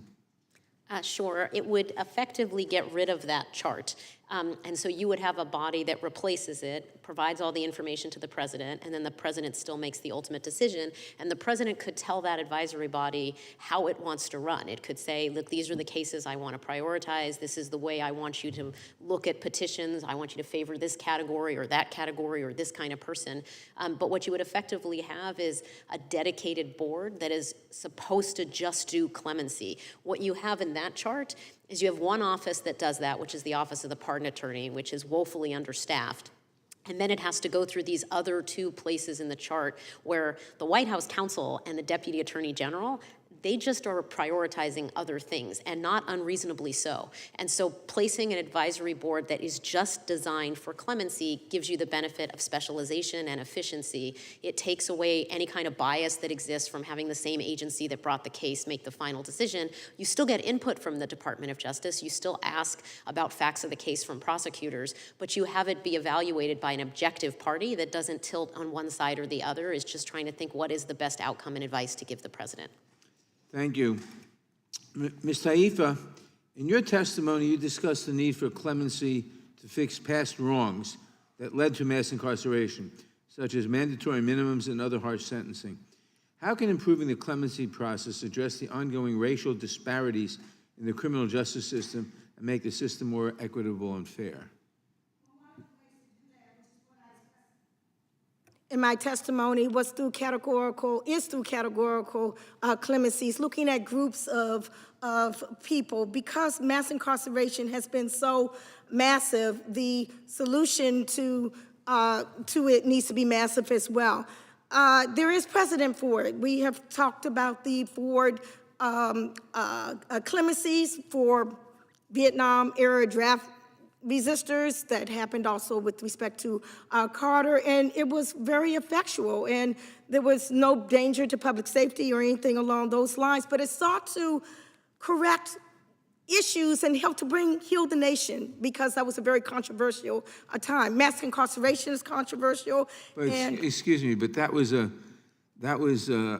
categorical clemency to an entire class of people. You're not talking about that. Well, actually, I am. I'm talking about various classes of people, one of which I spoke of was the class of old law prisoners who were sentenced before 1987, before the sentencing guidelines went into effect. They don't have any recourse in clemency. Is basically their only avenue that they have for release. They have no benefit from the First Step Act compassionate release processes, and the parole board has been basically ineffectual. Thank you very much. My time has expired. I yield back. I thank the chairman. I now recognize Mr. Gohmert for 5 minutes. Thank you, Madam Chair. Appreciate all the witnesses' input today. I heard Dan Lundgren, a member of Congress, shortly after I got here, when the discussion in this committee was about the gross unfairness of having so much more severe sentences for crack cocaine as compared to powder cocaine. And we were told that that was racist to even have that. And Dan Lundgren had been here when that was passed, and he pointed out, and I went back and pulled some articles and found out he was right, that when the extraordinarily higher punishment for crack cocaine was passed through this committee in the House, there were members of the Congressional Black Caucus, including Charlie Rangel, that said, if you vote against this, then you're in favor of destroying the Black community, that this crack cocaine is just a poison to the community, and we have got to have these more severe sentences. And so it was passed. You had a committee, you had all kinds of research, but for those of us that have been sentencing judges for felonies,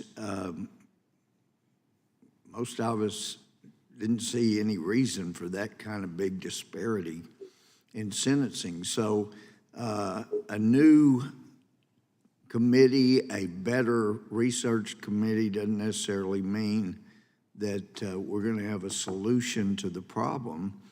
One of the concerns I have about blanket across the board decisions on sentencing after the fact is that most of the judges I know, I was a state felony judge, but federal judges as well have these massive pre-sentence reports, and some of us spend a tremendous amount of time agonizing over all the details in that pre-sentence report and trying to come to the right conclusion. And then to have somebody, some committee, some body come in and say, we don't know anything about this case, but we're going to come in and adjust that sentence. Well, they may not know what the judge knows from the pre-sentence report, that actually there was a gun involved, but in order to get someone to testify against a bigger guy, there was an agreement, we won't include the gun charge, so you'll get a lighter sentence. I mean, these are things that are considered at the trial court that don't get considered when this body comes in and says, we're going to have a blanket adjustment to sentencing.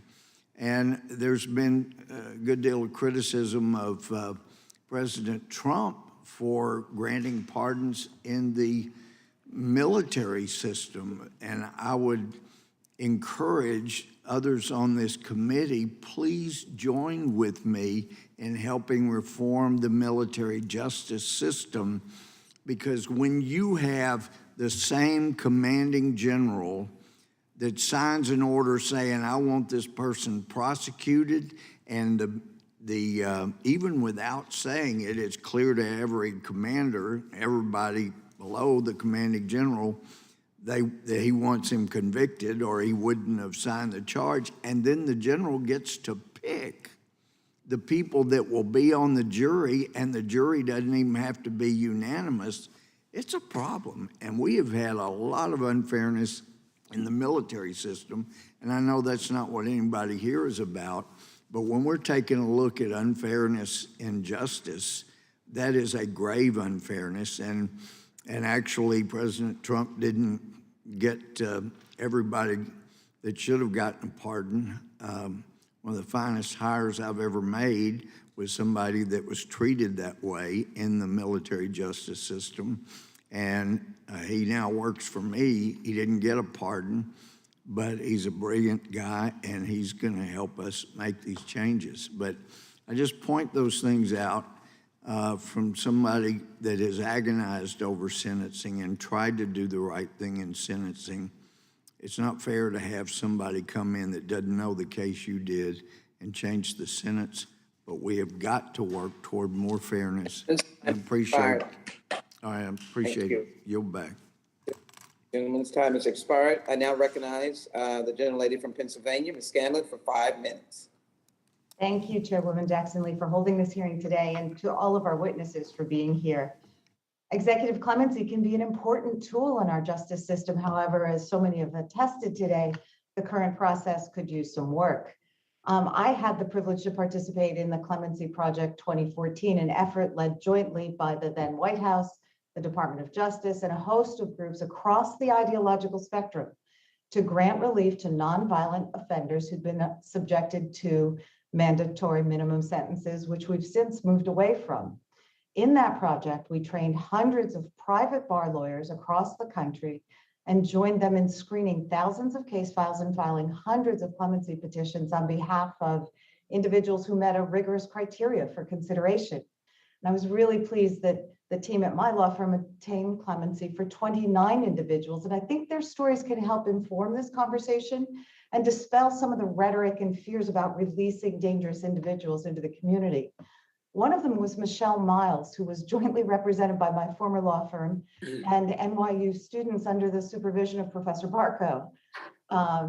Another was Cindy Shank, whose story was the basis for an award-winning 2018 documentary, The Sentence, which provides an in-depth look on the incredible impact that clemency can have. But I also know that thousands of clemency applications were left unaddressed when President Obama left office, with his successor choosing to prioritize clemency and pardons for his personal associates and individuals recommended by social media influencers using no discernible objective criteria other than political expediency. So I understand that our current process can be burdensome, inefficient, and both underutilized and subject to abuse. So it sounds like there are ways we can improve the clemency process and ensure that the president can effectively implement this important tool. So Professor Barco, yesterday I joined Congresswoman Presley and two of our Republican colleagues, Representatives Joyce and Armstrong, in a letter to the pardon attorney requesting disaggregated demographic data on the clemency application backlog so that we can better understand its impact on communities. We know there are currently over 17,000 pending clemency petitions stuck in that backlog. Can you give us a sense of who the applicants caught in the backlog are? And do many of them meet the criteria for clemency established by the last couple administrations? So I'll answer that to the best that I can, but it's not a very transparent process, which is one of the problems, is we don't really know because the pardon attorney doesn't give very much information about what the petitions look like. But what I can tell you is there are thousands of people who would not be serving the sentences they're serving today because the law itself has changed, and Congress did not make the changes retroactive, for example, in the First Step Act, other than making crack cocaine changes retroactive. All the other changes to mandatory minimums are just forward-looking only. So there's a lot of people who are serving sentences that wouldn't get the sentences they have today. Similarly, they wouldn't have gotten the sentences they have today because they were sentenced under mandatory guidelines and they didn't get covered by the Obama initiative. So we know there's thousands. I can't give you a precise amount. I can tell you the Sentencing Commission did a report after the Obama initiative and found that there were thousands of people who met his criteria who just kind of escaped review under that process. The other thing we know is there's just thousands, I don't know the precise number, I've tried to get it from BOP, this committee could get it, who have been released under the CARES Act. So they're already released under home confinement. Attorney General Bill Barr released them, but they will go back to prison if the pandemic is declared over, if the emergency is over, unless they get clemency relief. They were a big chunk of the people who got the grants from President Biden in those 75. So that's another large group of people that's in there. And then we have a lot of people who are serving sentences under mandatory minimums. To go back to Representative Gohmert's point, those judges had no authority to give that sentence. Their hands were tied. And many of those judges would very much like to see those people get clemency because they actually weren't the product of a judge looking at individual circumstances and facts. They were mandatory minimums that the prosecutor brought, and they were triggered by the conviction or the plea. That's it. The judge couldn't do anything about it. So those are some of the people that are in that pool. They have families, they have loved ones, they've served their time, they have reformed. Many of them, like Mr. Underwood, have unblemished records that are very hard to have while someone is incarcerated, and they're just looking for a chance to get a second chance and show that they're no threat to public safety. Well, I share your concerns that the White House and DOJ lack the resources to tackle the backlog and be more efficient moving forward, and that there's a potential for conflict of interest within the DOJ. Can you just speak very briefly about how the Pardon Advisory Board could assist with that? The gentlelady's time has expired. Okay, Madam Chair, I just would request unanimous consent to enter into the record an article from Nation of Second Chances detailing the experience of Michelle Miles, who received clemency from President Obama in 2016. Without objection, so ordered, and the gentlelady witness can provide the answer in writing. Thank you for your courtesy. Thank you. Thank you very much. I recognize now Mr. Tiffany for 5 minutes. Thank you, Madam Chair, and it's good to have all of you here. Mr. Underwood, it's good to see you here before this body once again. You cited President Ford, I believe, Ms. Barco, in that that he set up this panel. I mean, isn't it the case that the president can do this if he wants to? Yes, I've urged him to do this, and he has not yet. And isn't it the case that he could just reprioritize? I mean, we hear about this backlog. Can't he reprioritize this within his Department of Justice and say, we want to see more of these reviewed and the decisions expedited? He can. That's a little bit trickier, to be honest. President Obama effectively tried to do that. He told the Department of Justice what he was interested in doing. It's very hard to get that machinery to crank out what the president wants, because you can see it's a bit of a bureaucratic mess. And it's hard to oversee that in a way that gets exactly what you want out of it. Yes, the president can do it. I would say the best thing he could do is to give the Department of Justice very clear categories, as Ms. Taifa pointed out, and that's the most effective way to get this organization. I'm so glad that you bring up the bureaucracy, because we're going to comment on that later. That's one of the great concerns I have, having served in state government. Are we setting up a parallel bureaucracy that ends up just being a problem? I hope I say your name correctly, Ms. Taifa. You were talking about a categorical clemency or commutation or whatever. So do you believe we should have a broad class of people that should simply be given clemency? Or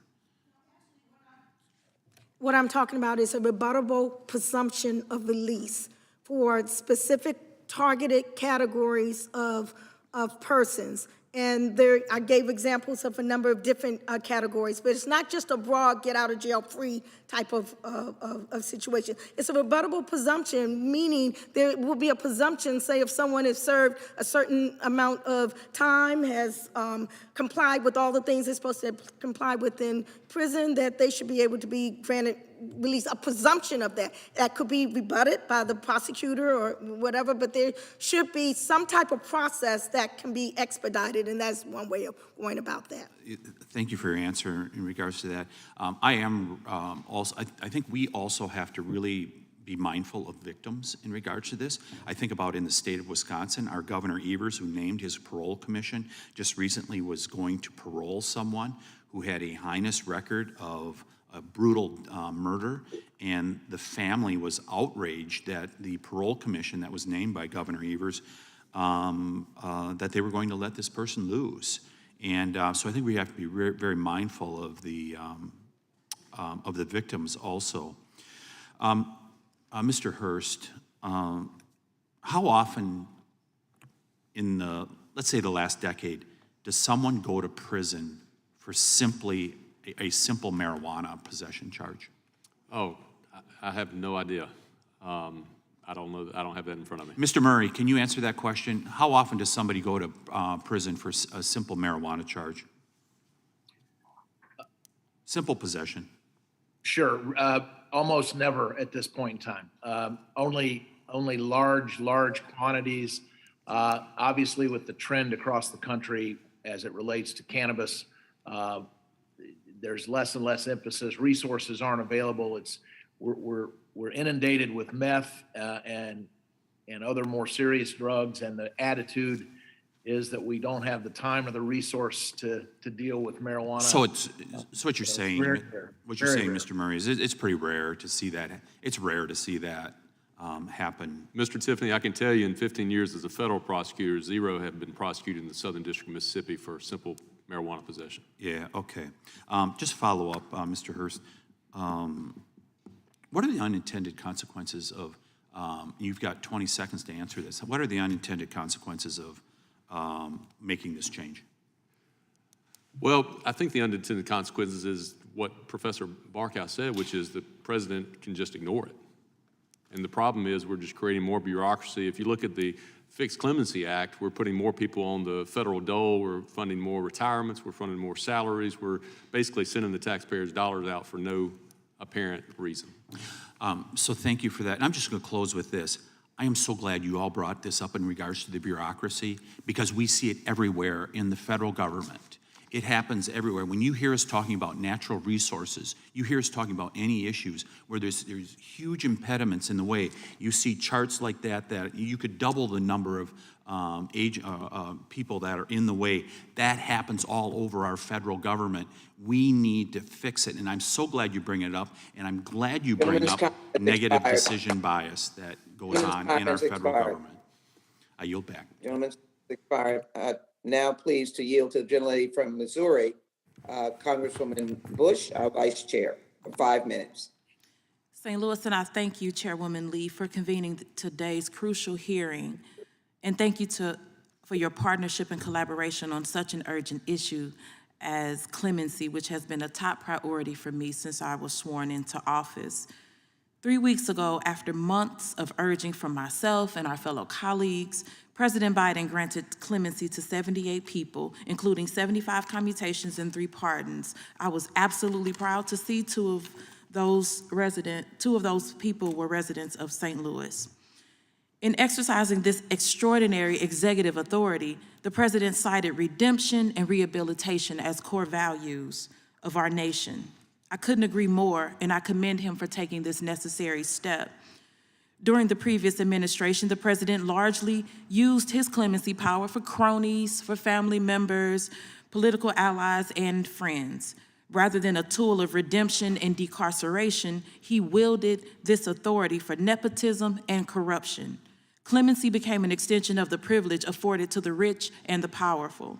In the context of our punitive carceral system, clemency provides President Biden with the authority to put humanity over greed, justice over violence, and righteousness over corruption. Ms. James, in your testimony that 65,600 mothers are in federal prison unable to raise their children, leaving 1.7 million children behind, and that every 10th mother will never see their children again, even after they are released from prison, how would mass commutations and clemencies impact Black and brown communities, particularly women? Thank you. And thank you for your support for our efforts around clemency for women in the federal system, Congresswoman. Clemency allows the president to strengthen communities with a stroke of a pen. We have thousands of women currently incarcerated who have lots of years inside already, where their children were infants and now maybe 10, 11, 12 years old. That is typical throughout the federal system. We have women like Danielle Metz, who is here with me, Congresswoman, who you have met and personally had conversations with. Danny's story is unfortunately not an anomaly. It is so common in the federal system. And Danny is here with us today, thank goodness, after 23 years in a federal prison where her children grew up without her. And the Adoption Safe Families Act, which we have to desperately work on, is something that destroys families because it requires that the state remove custody of parents. And it did not take into consideration the fact that many of these people were going to be incarcerated women. 85% of currently incarcerated women are mothers, and they were the primary caretakers of their children prior to their incarceration. We must do something to recognize the further harm and trauma that happens when you separate mothers from children and that you remove these women from our communities. And clemency is gender justice. Yes. It is an opportunity for us to correct some of the things that all of the people on this panel, including conspiracy, and other things that have led to significant convictions in unreasonable amounts of time that are affecting the women in the federal system. Women just like Danielle Metz, just like Virginia Douglas, just like Kemba Smith, women just like Amy Pova, women just like Michelle West, going on her 29th year of incarceration, never an infraction during incarceration, whose daughter Mikkel has come before this committee and the White House countless times to beg for a second chance for her mother.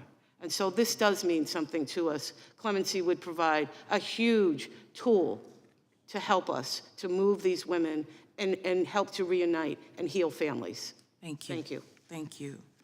Ms. Taifa, you talk powerfully about Marcus Garvey's conviction being unjust, but outright wrong? Why is it so important to exonerate Garvey and other leaders of racial justice who have been victims of prosecution?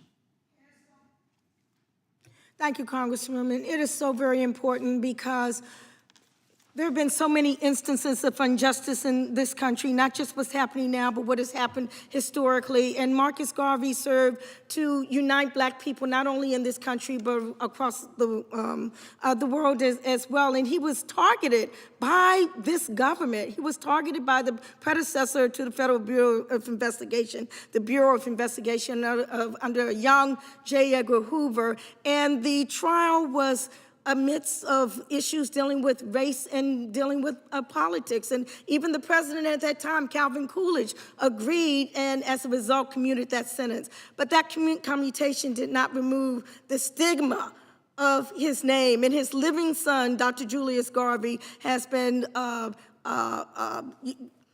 seeking to restore the honor of his father, his image. Marcus Garvey's image is on the currency of the nation of Jamaica.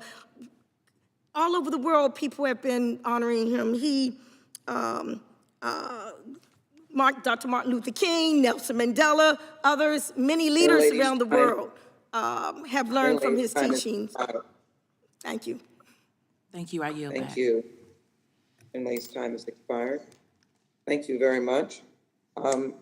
Let me acknowledge if there are any other members that are in the room. Madam Chair, Mr. Massey is in the room and would like to speak. I'm delighted to yield 5 minutes to Mr. Massey. Thank you, Madam Chairwoman.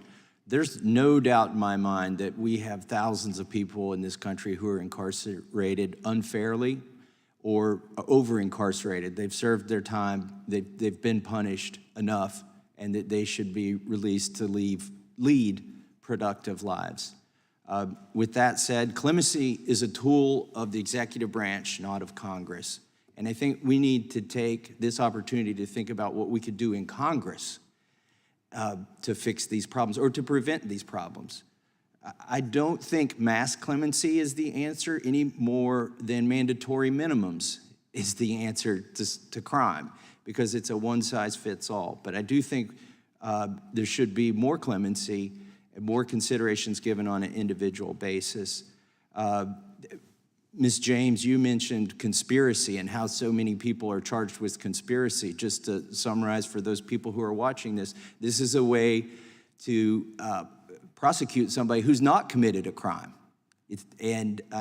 What we have to do is have the resolve in Congress not to pass more conspiracy laws, but we're doing it every year. But it's not easy to vote against some of these bills that have the conspiracy stuff stuck in them. The anti-lynching bill had a conspiracy charge or clause in there so that you could convict somebody who'd never been involved in lynching somebody, of lynching somebody merely for talking about it. And so it takes resolve on the part of my colleagues to vote against these things where we create new conspiracies. Also, mandatory minimums. These are one of the most dangerous things that we've created here in Congress. And their creation of Congress, not the executive branch, we don't let the judges have the discretion that they should have to determine what the actual punishment is to fit the actual crime.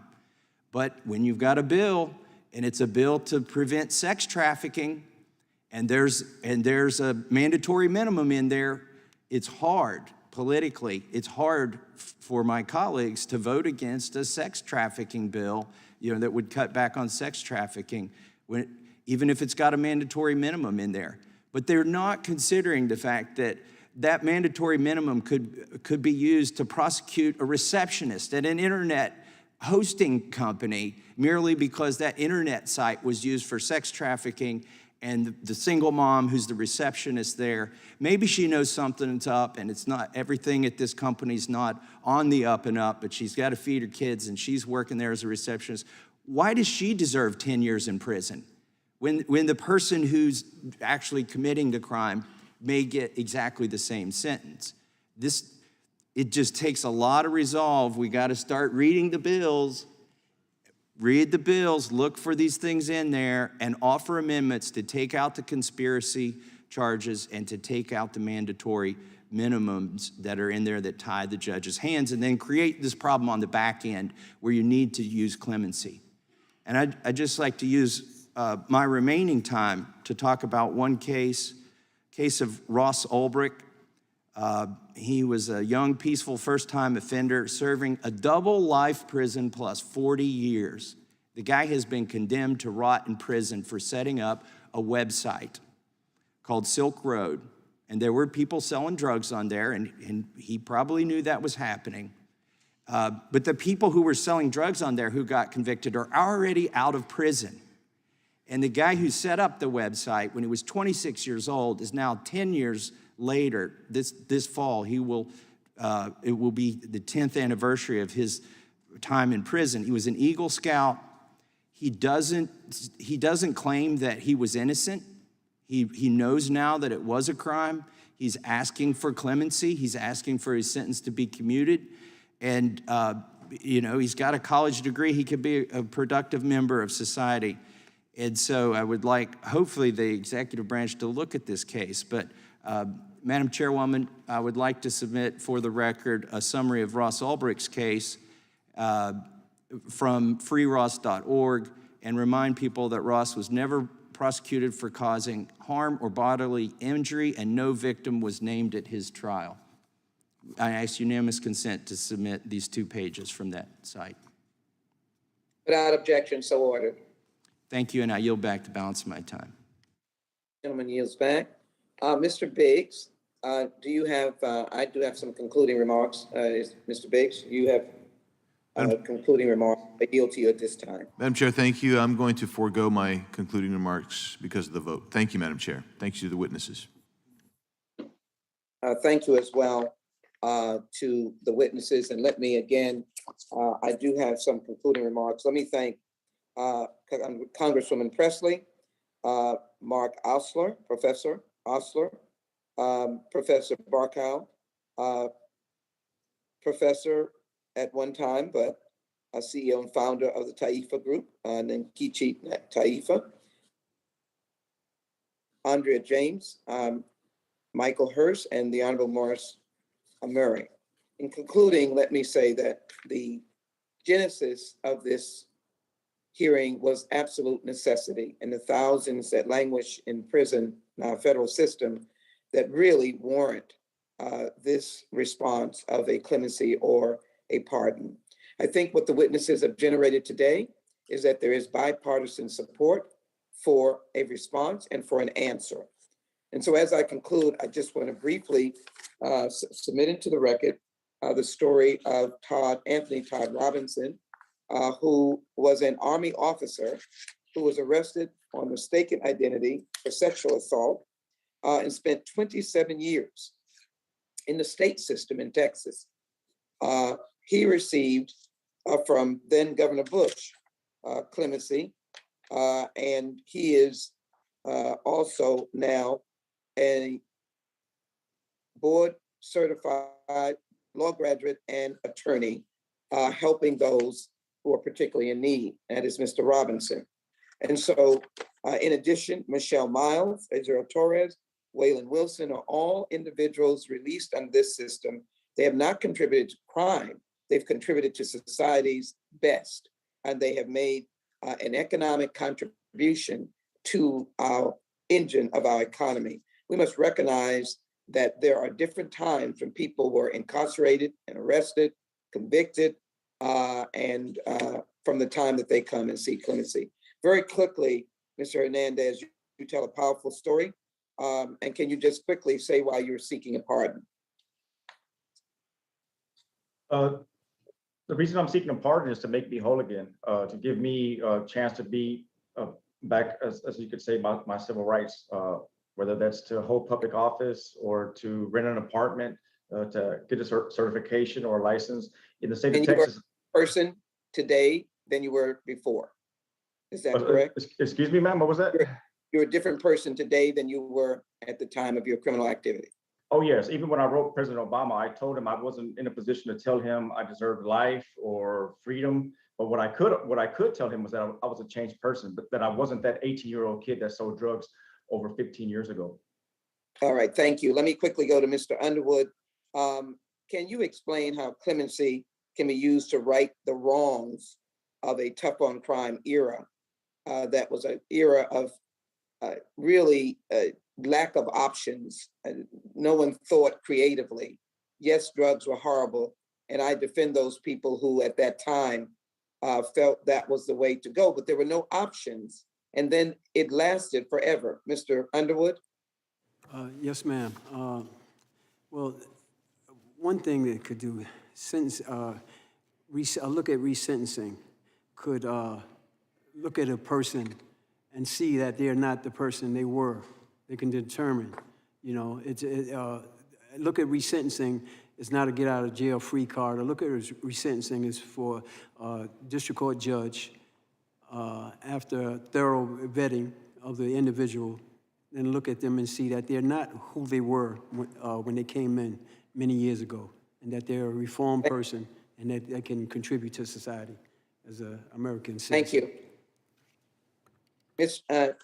Taifa, on the issue of Marcus Garvey, let me just add to the point very quickly, the time is running, that many persons fighting social ills were caught up in the criminal justice system. Marcus Garvey, that happened to him, and he deserves the respect of a response of a pardon. Is that your view?